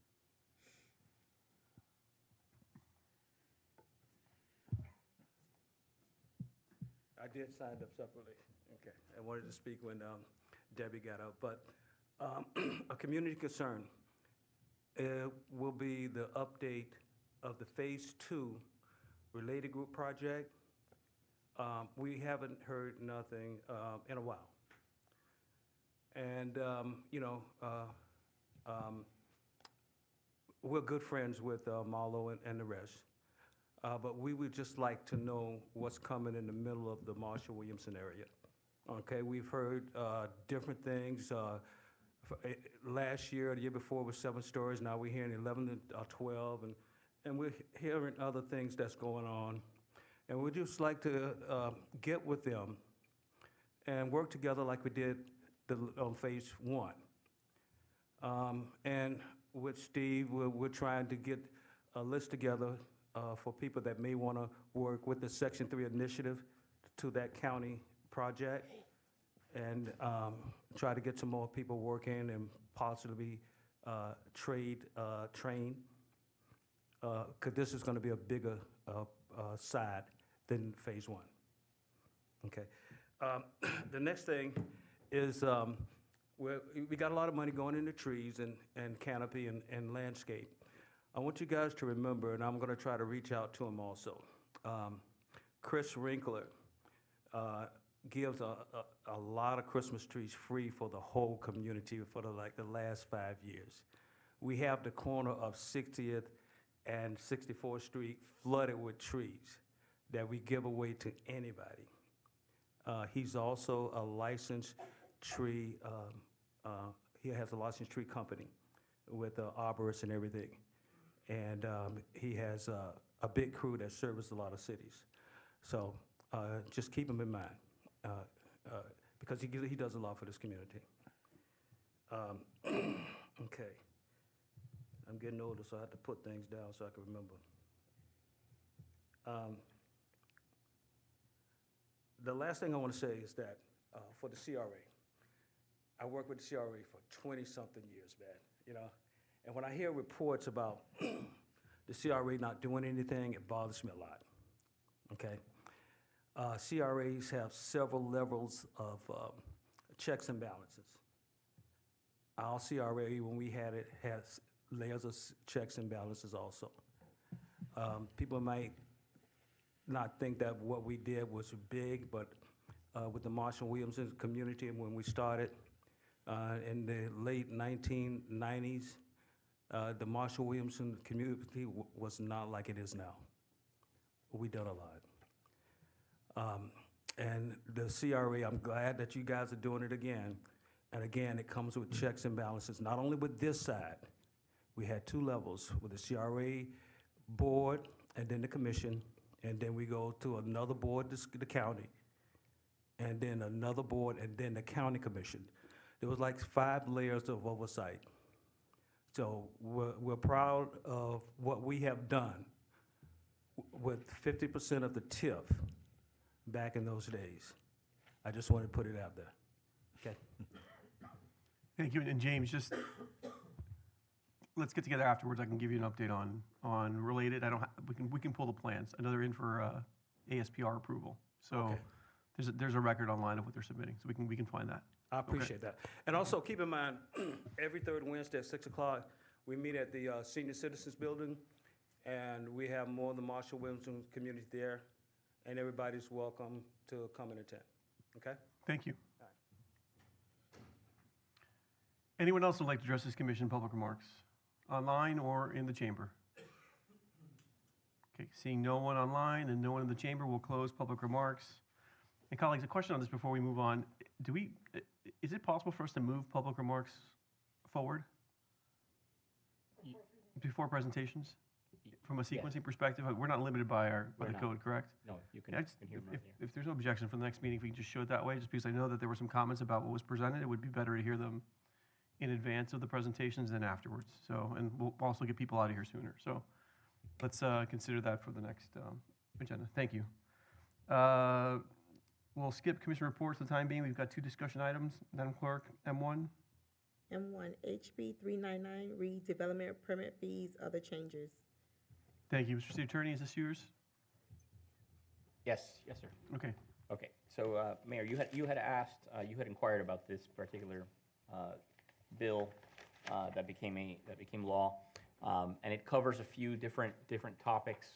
The first topic, which is I guess of most immediate impact to South Miami in terms of what we need to consider, has to do with permit fees and whether our permit fees, specifically our application fees, development approval application fees, whether those directly relate to the work that is done on a zoning application. I am, when I read it, there are some communities that are having to overhaul their fees. We had looked at our fees. Actually, Ms. Cabrera had done a huge job of going through our fees maybe a year and a half ago. We overhauled our fees, and they actually relate to the work that is done. And we have the bulk of our fee is a cost recovery fee because we have consultants that are working on these applications. So in summary, we're compliant. We are compliant. Great. Thank you. Okay. Thank you. There are other provisions regarding compatibility in this. There are other things that have nothing to do with the city, including very, very specific provisions, the Fontainebleau water park issue that's in here. So there's a lot of things in here, but that was the main gist of it. What about the I thought there were some supermajority preemption provisions on land development regulation changes or zoning amendments. I haven't read the bill, but that's the way it was written up, I thought, in the press. Or is that another bill? No, I think that's another bill. This is not the same David Brera bill that dealt with UDB and... This was Yes. originally, but that was pulled, that part Those of it. provisions were taken out. That, yeah, Okay, provisions so were taken out, correct. the other part, beyond our fees, my other concern was, we do have, outside of the town center, a heightened standard for Yes, for certain approvals, and so I Mhm. want to make sure that that was not adversely impacted by the legislation. it is not. Okay. Perfect. Thanks. Any further questions, colleagues? No? Let's move on to M2, please. TSDD open space. Okay. Mr. Alvarez, good evening. Floor is yours.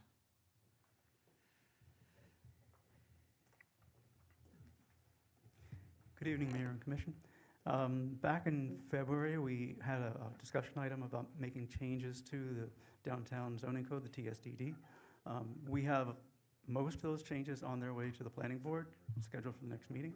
However, we put two aside during that discussion. One was about open space, and the other was about the streets plan. The streets plan is waiting for us to have more discussion about the branding and streets plan for the downtown.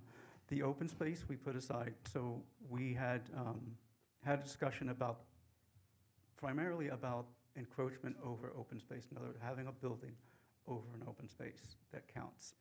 We've done two things.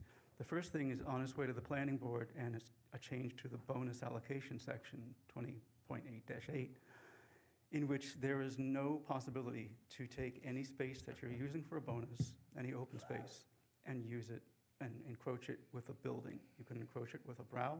You can't encroach it with enclosed building space. We've changed the words to enclosed building space, so it's habitable space, parking lots, back of house machinery. So in other words, the idea was that we realized that to do that, you're double dipping, actually triple dipping.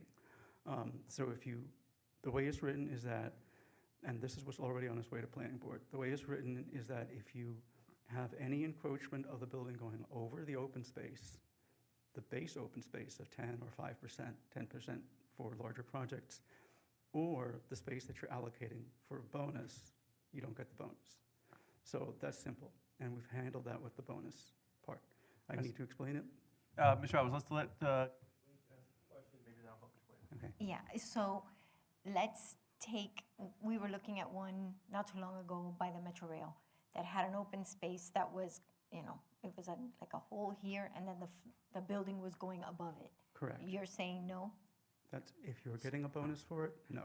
Okay, if you're getting a bonus for open space, it cannot have things on top of it. Correct. So yes, I think Commissioner, just to clarify, make sure I understand as well, it will be counted as open space, but it's not bonusable, correct? Well, we have to do it for the base as well. Correct. So in other words, then somebody could differentiate between the base and the bonus space and switch So it them does not around. count as open space at all, Right, whether for base purposes or bonus purposes? right. If Okay. you're getting a bonus. If you are claiming no bonus and don't want a bonus, that's fine. If you're We'll claiming no discuss that. open space bonus, Right, okay. So if you want to claim an open space bonus, the sun has to be able to hit it. from noon, yes. Okay, I just want to make sure I understand that. Okay, and that's what's on its way to planning board. What we have for discussion item tonight is what we'd like to take to planning board are changes in the open space part of the TSDD, which is just about open space, and we want to do three things. The first is we have a public open space and a private open space definition. Private open space is what you have on top of the building, inside the building, wherever it may be, and we wanted to differentiate that very distinctly from public open space, and it's more of a clarification. So they became terms of art in that section of the code, or they would be. The second part of it, and the reason we're doing that is because, based on the discussion tonight, we would be more amenable to somebody having an encroachment on their private open space. So in other words, if there's a rooftop terrace, some of the building goes over it, we can decide that that's okay or decide that that's not okay. But we want to treat it differently. When space is public open space, open to the general public and not for your residents, then that would be also treated differently. The two choices that we started discussing, we can see architecture where there are buildings with, they're 30 feet or 40 feet above that open space and they function very well. It's very difficult to write code, so for every situation, it's very context sensitive. So what we're suggesting is either going to planning board with a choice of we don't allow the encroachment at all, or we allow it with a waiver. And we could build that into the waiver section as well. So this way, each one comes to commission. If it works for the commission, if it works for the design, if it works for the context, you could still encroach your open space and still count it as the base open space. Again, if you're getting a bonus, all bets are off, you don't get it. You can, but I think I had Vice Mayor, and then I'll get back to you, sir. Yeah, I just had a quick question. I think you answered it too, but if there's some kind of permanent shade structure or something, that would be something that we would determine could get a waiver from them, or would it have to come to us to get a waiver? Or? So we're going to propose it. We've been bouncing this back and forth. We thought about, well, there's the proportions, there's how thick the shade structure is, how big it is, and at the end of the day, it's probably better to do it on a site-by-site basis based on the context. It may work, it may not. So that's why we're considering it as a waiver. So most of these buildings come to you if they're large scale, if they're over 40,000 square feet or 4 floors. That's most of what's happening in the TSDD. So if they wanted to encroach on the open space and it's a shade structure and it's something that functions correctly for public open space and it's judgmental but looks good, then it's up to the the planning board to recommend and the commission to approve it. Okay, thank you. Madam Commissioner, you're recognized. When you're talking about encroaching, I'm going to give you a scenario and you tell me if I'm thinking this correctly. You've got a hole in your building in Brickell. Remember in Miami Vice, you used to see The that Atlantis, right. building with the swirl. Is that what you're considering is like a closed open space? I'm trying to see. That would, so more of what we're thinking is, that would count too, but that gets more complicated. If you were to go down to the UM campus and you walk around the lake, and a lot of the new buildings come over the open space, they're quite a bit higher than the open space, and the building starts up there. That's what we're talking about. So this conversation started because we saw something where the encroachment, meaning vertical encroachment, was lower, and it wasn't something that was really very well liked, but we had no code to back us up on that.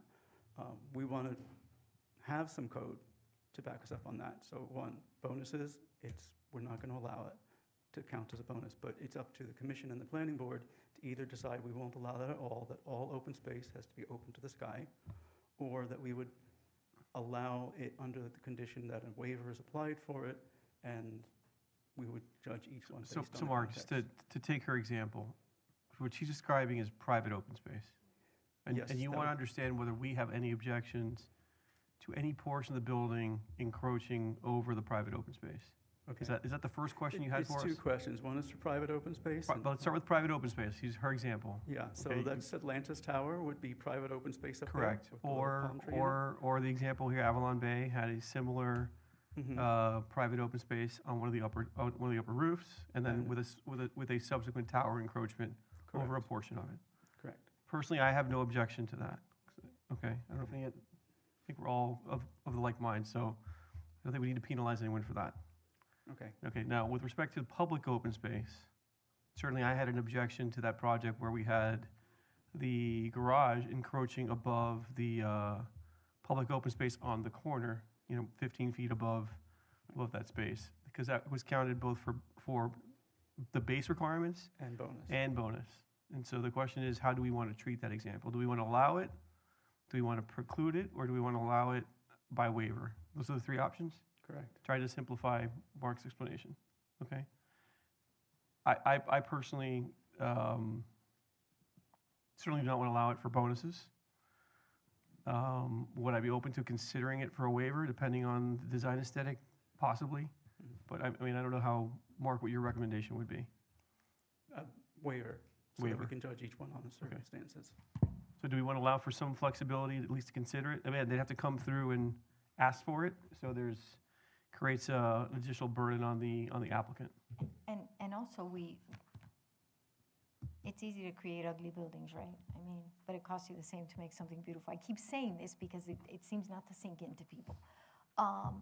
But you've got buildings all over the place that show you that public space, and they're beautiful. Could be a wonderful volume, yes. And Could be, so to say don't do it, I think it'd be, cutting off our nose to spite our face. So I'm fine with a waiver. If, I do not want to count it for bonus, however, but I'm happy to allow the creative talents of, good architects to at least have the ability to try to come up with a good expression. So, consensus, yes, sir. So Mark, let me ask you a question.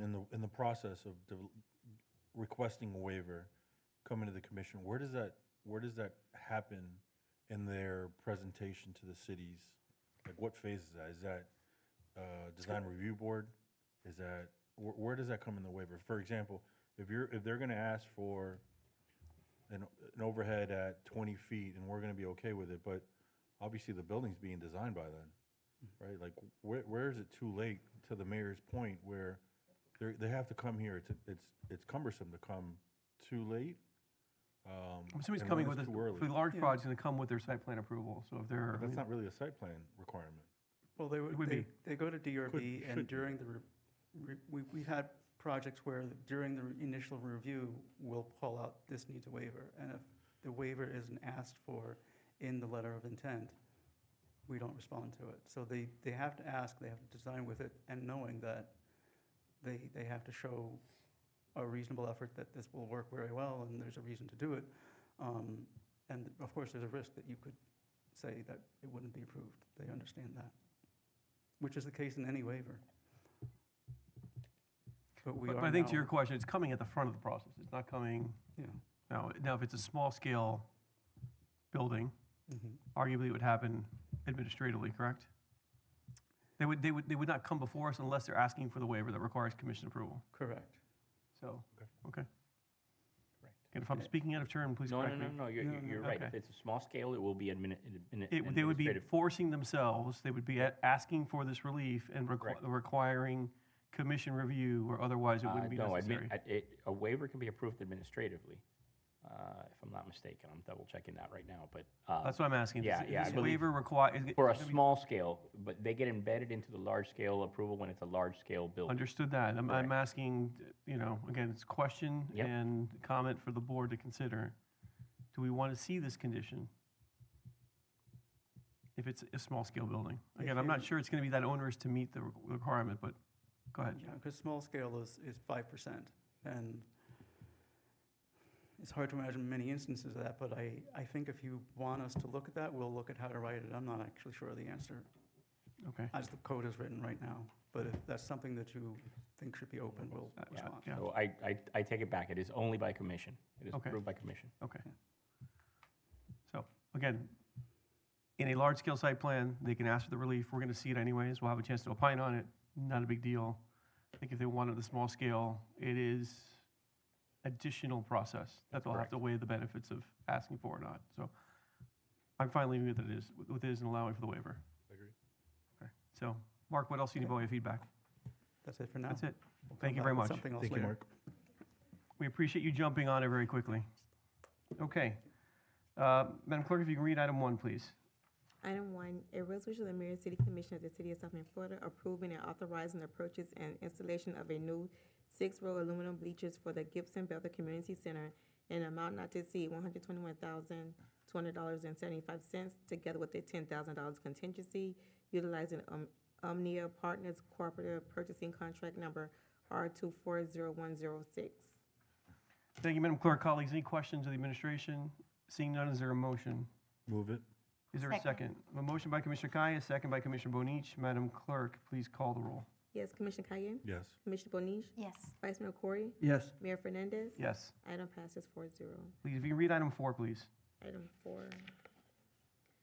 Item 4, a resolution of the Mayor and City Commission of the City of South Bend, Florida, approving, denying a request by Vu Church, Inc. for adjustment of the art in public places requirement pursuant to Section 7-17I of the South Bend Code of Ordinances for a Vu Church redevelopment project located at 6781 Southwest 72nd Street, South Bend, Florida, 33143. Hi, good evening. How are you? Good evening, Commissioners. Teresa Muñiz with offices at 600 Brickell Avenue on behalf of Blue Church, Inc. I'm joined here tonight by my colleague, James Williams. We have a presentation, thank you. If you can hold on the presentation. Mr. Mander, was there a modification to this item you wanted to at least share with the public? I'm sorry, I just want to make sure he gets it on the record before we start. Yes, there was a modification to the request as submitted by Mr. Williams. And if that's what you're asking, I can describe what that modification. It was born of, I'm thinking the modification born of the recommendation by the Arts and Public Places Board. So they opined on how to allocate the money. They felt that $150,000 should go to Art and Public Places Trust Fund. I also had to recommend as per the ordinance. And I took that input, and what is before you is a tweak from the original request, which states that out of the $75,000 that are allocated to the senior and youth programming, that $40,000 of that $75,000 would be spent in art-related activities. So there's a nexus to art. With those same cohorts of people. Within the senior and, yeah, Okay. the Marshall Williamson scholarship amount, which is $75,000 over 25 over a 3-year period, stays intact. And then the 75 that was allocated through different programming for seniors and youth, 40 of that 75 would have a nexus to art. Yeah. Great, I thank you. think That's a modification. clarification I Yeah. wanted to make sure we had on the record. Asking all of you, do you have any objections? Does your client have any objections to that modification? No. Okay. Colleagues, I'm going to try and maybe truncate the conversation, got a lot of people waiting. So you'll remember that we've got this requirement. VU had expressed some reservation about being required to place the art in the building. we initiated a conversation myself with their pastor. This is a congregation with a lot of talented people in it. I think they're going to be a fantastic stakeholder. And I wanted to make sure that their investment in the community was one they were comfortable with. And we had a conversation about what their preference was from a ministry perspective, and they felt very comfortable investing their dollars in these specified areas. Obviously, we're trying to balance that with our volunteer board that does tremendous work for us in reviewing public art requests. And this is kind of the compromise that has come forward.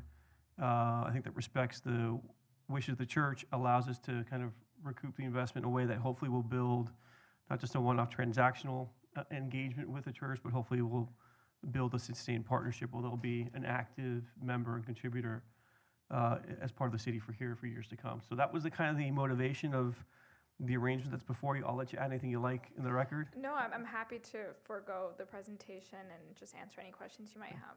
Okay. Colleagues, any questions? Okay. Is there a motion to adopt the item as modified? I'll move the motion, Mayor, but I wanted to say that was a fantastic idea of doing that, the $75,000 into the scholarship fund, so I appreciate that. Thank you. Further comments or questions? I'm glad we found an alternative to this. I'm thankful to everybody who thought of it, because if we recall when the conversation started, we were very uncomfortable with it as it stood, I think is just the nicest way to put it. Great. Thank you. Thank you, Mayor. I'll move the motion. Is there a second? Thank you. Madam Clerk, if you can call the roll, please. Yes. Commissioner Bonige? Yes. Commissioner Kaye? Yes. Vice Mayor Corey? Yes. Mayor Fernandez? Yes. Item passes. Thank you. And again, thank you Thank you to very much. the church and its leadership for their assistance. Okay, I'm going to take item 7, and then we're going to go back to our Parks Master Plan. If you can read item 7, please. Okay. Item 7, an ordinance of the Mayor and City Commission of the City of South Miami, Florida, confirming the finding of necessity adopted by the Board of County Commissioners of Miami-Dade County pursuant to Section 163.355 Florida statutes after a public hearing that a slum or blighted area exists within the city, which is generally bounded by Southwest 57th Avenue to the east, Southwest 76th Street to the south, Southwest 62nd Avenue to the west, and Southwest 62nd Street to the north area, and that the rehabilitation, conservation, or redevelopment or accommodation thereof of such area, including the development of housing which residents of low or moderate income, including the elderly, can afford, is necessary in the interest of the public health, safety, morals, or welfare of the residents of the city of South Miami and Miami-Dade County, Florida, confirming the need for a community redevelopment agency, creating the South Miami Community Redevelopment Agency, CRA, and declaring the mayor and city commission of the city of South Miami together with the county commissioner or other designee appointed by the Board of County Commissioners to be the governing body of the South Miami CRA pursuant to Section 163.357 for the statute, further designating the city manager as the executive director of the South Miami CRA and the city attorney as the general counsel for the South Miami CRA. Thank you, Madam Clerk. Mr. City Attorney, do you want to add anything for the record? No, just very briefly, this is second reading. This is a public hearing, and you all adopted it on first reading, and following this, if this is adopted tonight, we would be looking to hold the CRA meeting to adopt the redevelopment plan as provided in the county resolution as quickly as Thank you for possible. anticipating my next question. Appreciate that. Okay, colleagues, this is a public hearing. If there's any member of the public who'd like to address this commission on item number 7, we invite you to come forward at this time. If there's anyone online who'd also like to address this commission on item 7, which is the adoption of the finding of necessity to enact a community redevelopment agency, please come forward. Madam Clerk, seeing no one online and no one in the chamber, we will close the public hearing. Colleagues, any questions, comments? Seeing none, is there a motion? Is there a second? Second. I have a motion by Commissioner Kaye and a second by Vice Mayor Corey. Madam Clerk, if you can call the roll on item 7, please. Yes, Commissioner Kaye? Yes. Commissioner Bonige? Yes. Vice Mayor Corey? Yes. Mayor Fernandez? Yes. Item passes 4-0. Thank you. If you can read item 2, please. Item 2.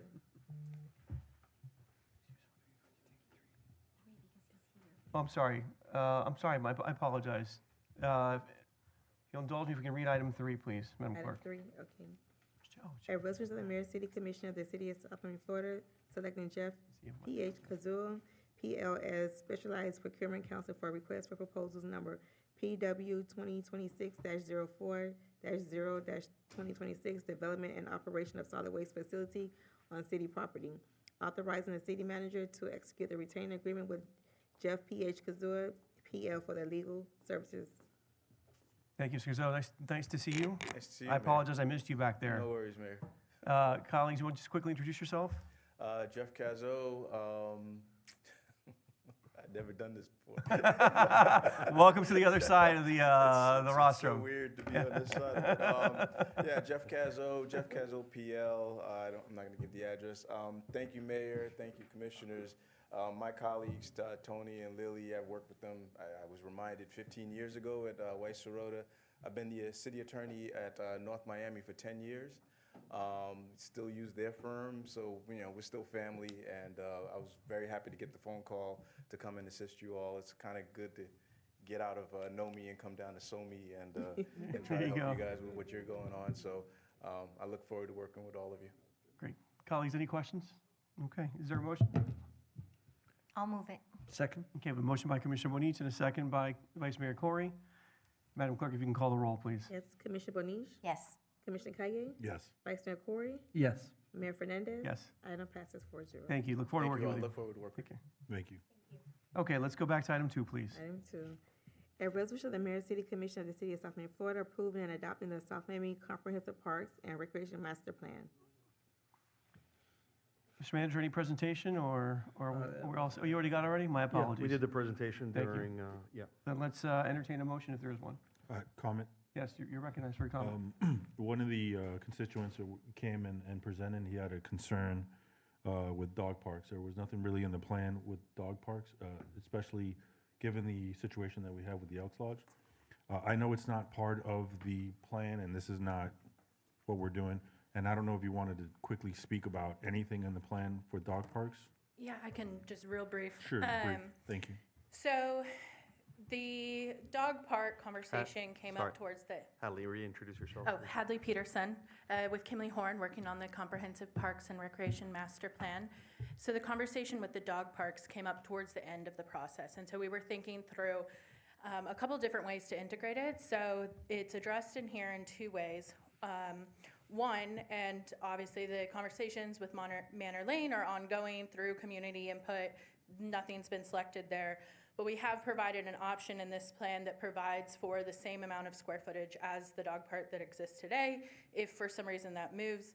Additionally, we've provided site selection standards for how to select the right area for a new dog park, and that's found in the plan. So that as maybe other properties or portions of parks are considered for use for a dog park, you have a checklist of what that area would need to include to be able to accommodate a dog park and get the ball rolling, essentially. Do you have certain square footage based on residents, or how is it that you do calculations and spottage? So we set just land? matched what the existing dog park is, but we do have the amount of dog parks expected per 1,000 residents in a facilities table as part of this plan. And what is that, just for the record? I would have to Oh, look sorry, it up. yeah, I that's don't fine. have it off the top of my head, but I Okay, could that's fine. look for it and say it again. Hadley? I would just tell my colleagues that, as we have a natural divisive US 1, that the north and the south side of US 1, we have a dog park on the south side, nothing on the north side. And I don't see people walking from the north side to the south side to walk their dog. So let's just be, understanding of what, in the future, what the plan might just allocate based on that division, that's all. And geographic distribution's one of those compatibility things for a Good. future dog park. Okay. And I know this is just a guideline, so I'm okay with it. It's just, Okay. I just wanted to make sure my colleagues are well aware of what the situation is there. Madam Commissioner, yes. I know that there's been some conversation at some point about possibly putting the dog park into the property that we're purchasing on US 1 and 80th.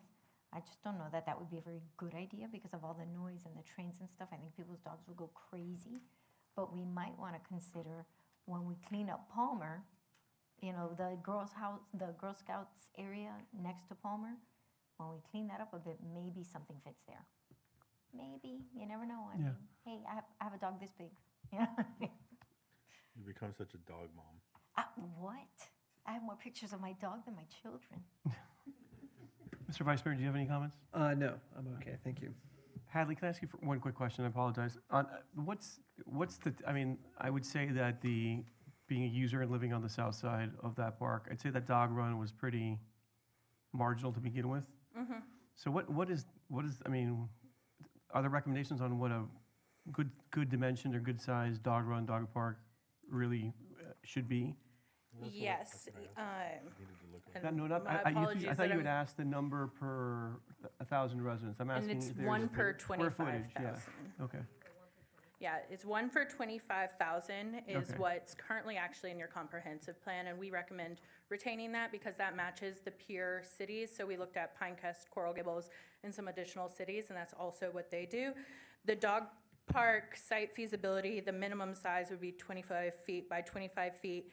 And then we have, location compatibility requirements, certain distance from residential areas, certain distance from roadways, the type of topography, the required parking that would probably be necessary, and the type of soils you would want to develop on, just So with, 620 dog waste 625 feet is like is minimum.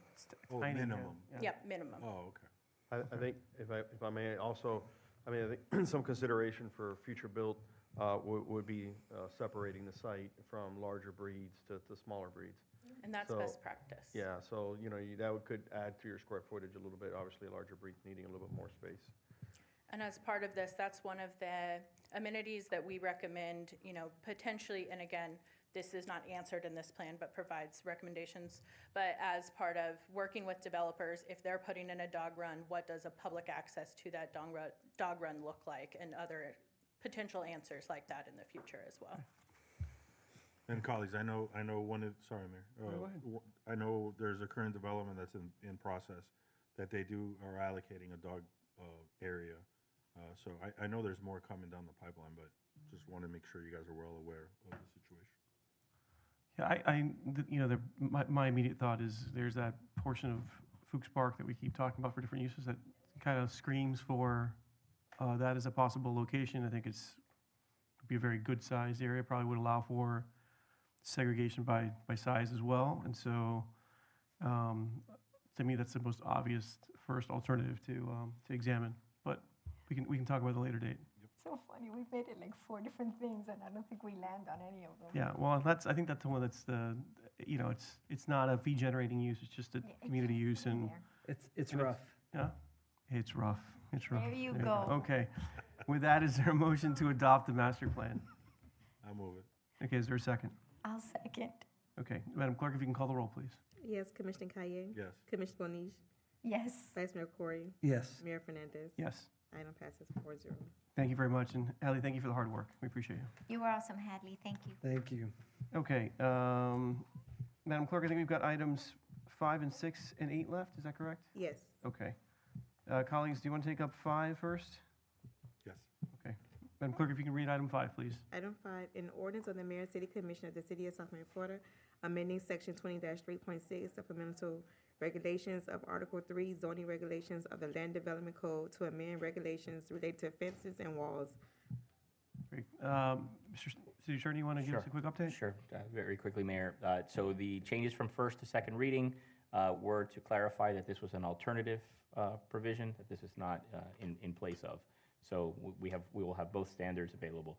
There is one suggestion that was made by our Development Services Director, Ms. Cabrera, to add for where a wall is going to be built to the 6-foot height, that the footings be eccentric footings turned inward towards the property so they stay out of the landscape buffer area, which I think is probably a good suggestion.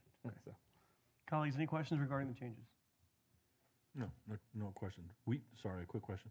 We have a guideline on how the footings are aligned? She's in the making a code? recommendation that the code address that, so Oh, the it footings are. addresses it. Oh, okay. Yeah, it does not Correct. address it currently. Correct, we don't would want the add that footings- language.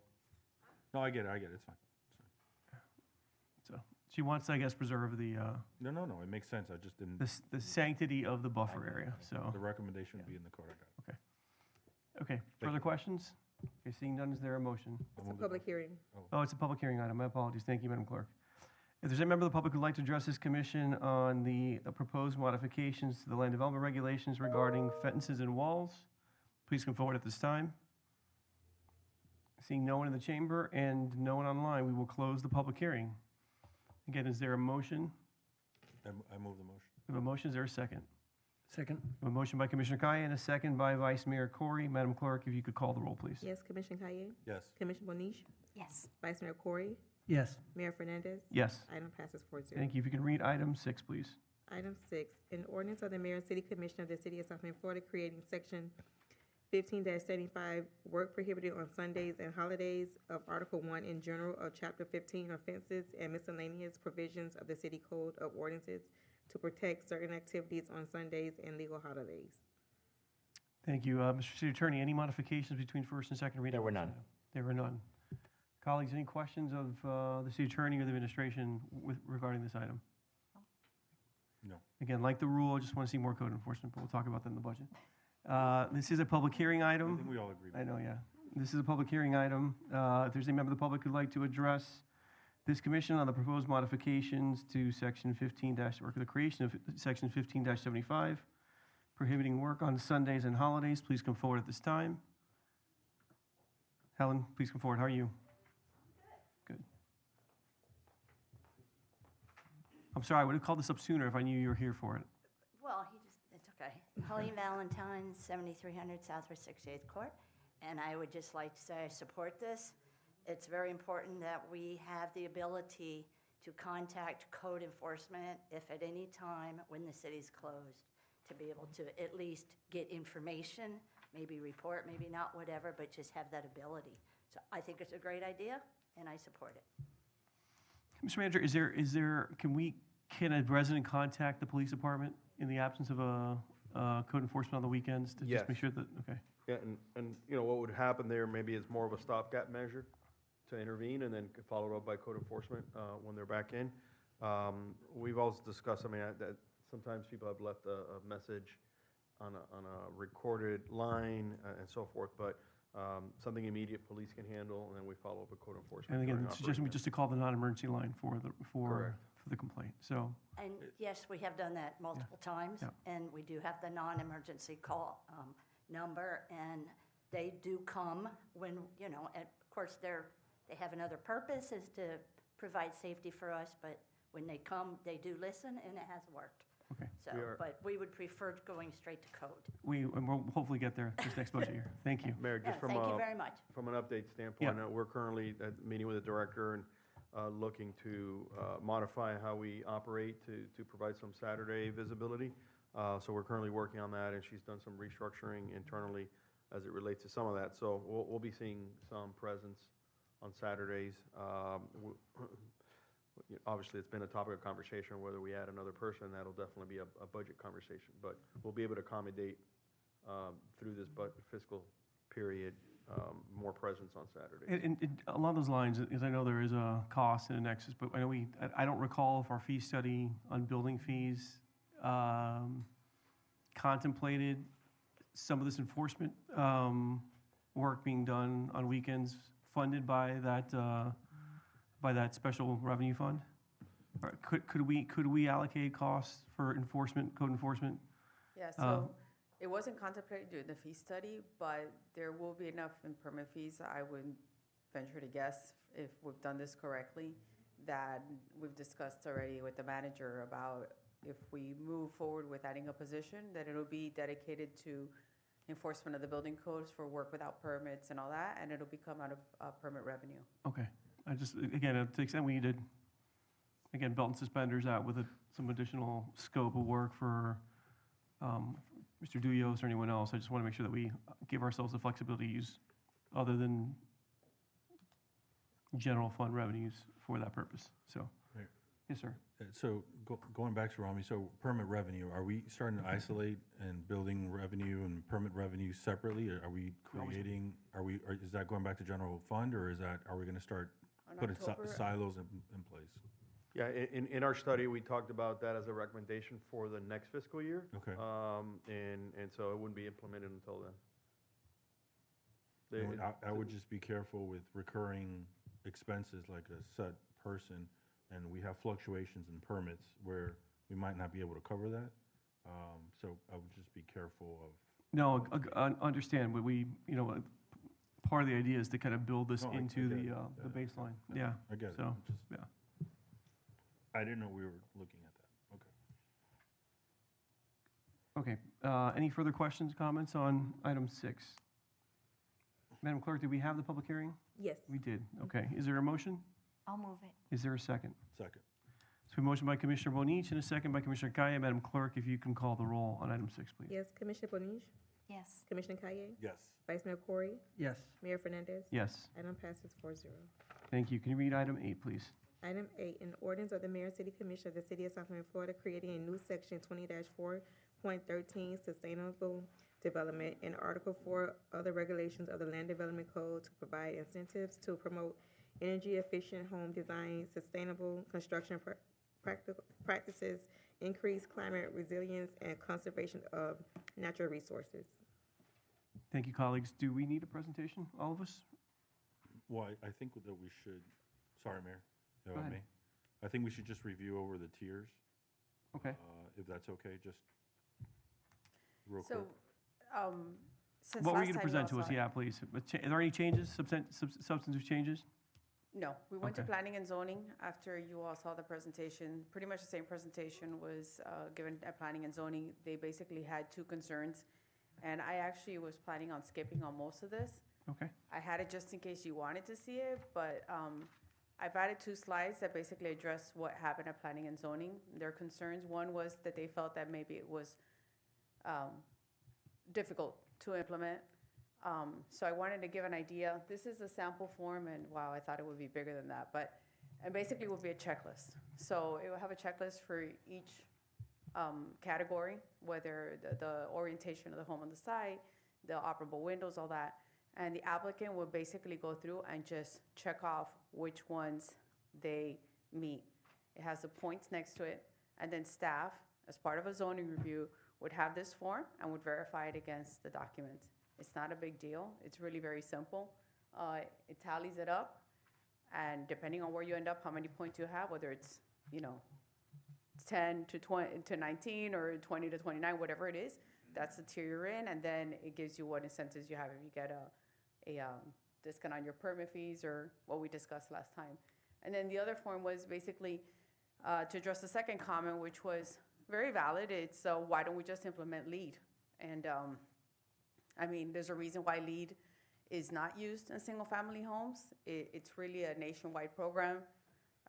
It's complicated to use. I actually went in and tried to, after that comment that I got from planning and zoning, I said, let me go in and see what I think of it. Very complicated. The tables are very complicated. There are prerequisites that you have to meet. It's just not something that people do. I think the fact that nobody uses it is indicative of itself that maybe it's a great idea, but it's a little complicated for single-family homes. So what we have is a simple checklist. What's the certification cost on a single-family home for LEED? I don't know what it is, but when I was looking at it, it could be $600 to over $1,000. Okay. So, but I don't really know how accurate that is because nobody does it. This is all like me trying to find research, but nobody uses it. There are other systems out there, the net zero and all that, but it really doesn't meet our goals. It allows you to just buy like carbon credits and things like that. So you could be really inefficient in your home, and you could buy the credits and then you get the certification. So there are other certifications out there, but they really don't meet our local, what our goals were, right? Ours is tailored to us. It's simple, it's a checklist. And it's part of our zoning review. I think it's very simple. I think it's a great first attempt. Obviously, I'm biased because I'm very passionate about it, as I was told in planning and zoning. It may work, it may not, but the idea is that we implement it, we monitor it, we report back, and we fix it as we need to every 6 months, every year. We could follow it for 3 years. We have the ability to do that now with the reporting. So that's really the only 2 things that I added were just the responses to what we got in planning and zoning. Colleagues, questions? I actually think this is really nice. Yeah. I just want to raise this one issue because I again, love the scheme. I think it is simple. I think it will help with reducing energy consumption, which I think should be the number one goal, period. If we can go back to the presentation really quickly, I would like to discuss the tiering, because the one thing I'm uncomfortable with is that we don't have a mandate of any kind.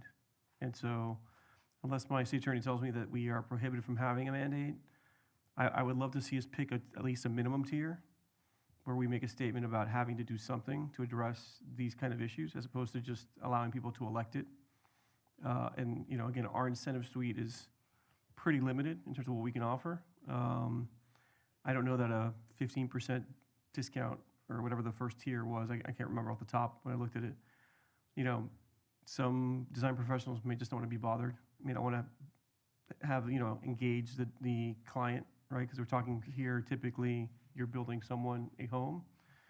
The incentive suite may not be strong enough they even want to bother have the conversation with the client and waste their time. I think we do need to have the mandate to kind of force the conversation and see if people can actually, will be willing to do more once they realize it really doesn't require that much, but it can have a significantly profound impact in aggregate on these energy reduction goals. So I would love to at least see us adopt tier 1 and see how it goes. If we see that everyone's doing it, maybe we can raise the standard over time as kind of the market kind of builds some acceptance and realizes these are things that, you know, are not, one, costly and pay a huge return over a very short term. Yes.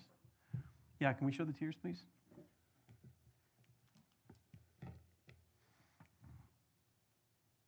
So it's 10 points. 10 points, and you would get, let me see what the credit is, 15% permit fee reduction. The review times, that's tough. We can monitor it. What would basically happen is that you'll go to the front of the queue. You won't be when you arrive, you'll just be the next one in the queue.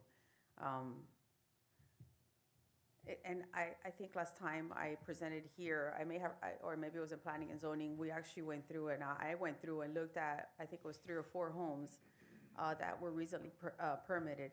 None of them met a tier 1, but it would be very easy for them to tier 1. And in fact, they may actually be tier 1 once we get the, like the pavers that they're using, and I know exactly what windows they will be installing. It's hard to tell sometimes from the plan some of these things until they don't come back with like the shop drawing and the whatever it is that they're gonna put on the project, but it would be pretty simple to get those 10 points, is from what I'm looking at. Ms. Cabrera, again, this is what you must do. You don't have to do all 1, 2, 3, 4, 5, No. 6 items. You can do a combination of those things, again. Exactly. So- It's just like a sample, hey, look, this is how you Yeah, can so, get 10 points. You can Again, do these what things. I love about, you know, we've had a standard here. I applaud the standard that we've had historically, but again, we've struggled with is it's a one-size-fits-all solution. You know, I think the virtue of this as an alternative is that it basically gives people optionality, right? We're advancing these goals, but we are giving people like an option of where they want to invest their marginal dollars to kind of make an impact and maximize their value for their home. So I just want to clarify, because the slide says what you must do, and I didn't understand it to be that you had to do all those 6 or 7 things. Yeah, you Again- must earn 10 points, and this is how you can more or less So earn we go 10 back to the points. checklist. If You can- go back to the checklist. You go back to the checklist. If we can go there, John. If you can take us to the checklist.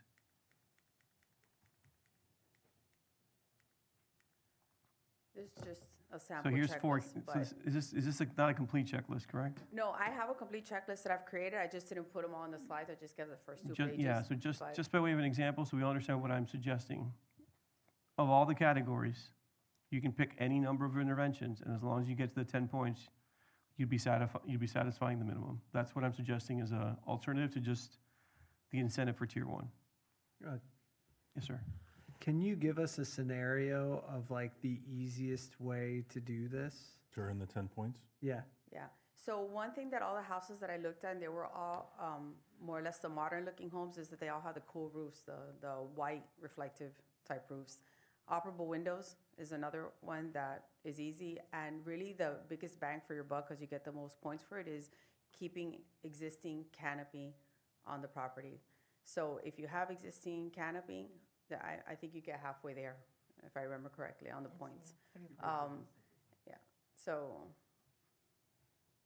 just, I mean, it's really not.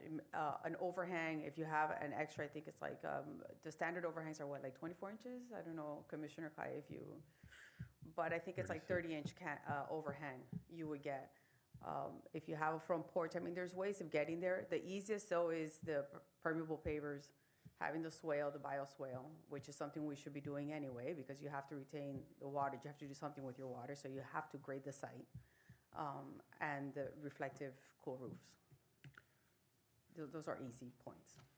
Yeah, I'm just wondering, like, if we were gonna make it a mandate, especially with how people have approached these, maybe I would guess just say unusual policies that we have. It'd be great if they could either fall into that category or very easily adapt their project for that category at a limited cost. Because right now the challenge is, people, the solar's very expensive, and sometimes they figure it out after they purchase the property and then they're stuck with it. So that's all I was thinking. Because even the roof, if they end up just not having that type of roof, now they're back whatever points that is and have to make it up on the back end. But Yeah, so this is before you for first reading. I could actually go through and dive deeper into these homes, reach out to the architects or the developers and see what they're thinking about the paving, and then give you a true point system and maybe show you that they're at 8 points already. And for second reading, you could decide if you have more data from me, if you want to make it mandatory. Let's move it as is with that Yeah. as the direction. Again, I'm comfortable with that. Again, I think we just need to make a statement and tie people to a minimum standard, because if not, it's a suggestion, and people will do business the way they've always done it. This is my expectation, and not really have the conversation or really advance what I think is our collective desire to enhance canopy and do something affirmative. So with that, I'll move the item as presented. I'll second. Okay. Any further conversation? Well, I was just going to make a quick comment, Mayor, that maybe it's not the 10 points. Maybe it's something like, Maybe it's 8 points. mandatory 7 points, Yeah. 8 points, Yeah. mandatory, and then everything else that, you get more point system. So Yeah, I'll get I'll some more leave it up data, to you. I'll leave it up to honestly. you on what Yeah, you let's- recommend, but Yeah. I agree with the mayor. I think that's a great I'll idea. get you more specific on where the houses are today without anything in place, so that you can make a more informed decision on what you want to do. I get it. Okay, so we've got a motion and a I'm sorry, who moved it? I moved it? You moved it, I seconded it. You seconded it, okay. So Madam Clerk, did you get that? Yes. Okay, thank you. If you can call the roll, please. Yes, Commissioner Bonish, Yes. Commissioner Kaye, Yes. Vice Mayor Corey, yes. Mayor Fernandez, Yes, item passed first reading. thank you. Anything else for the good of the order, colleagues? Okay, with that, we stand adjourned. Thank you.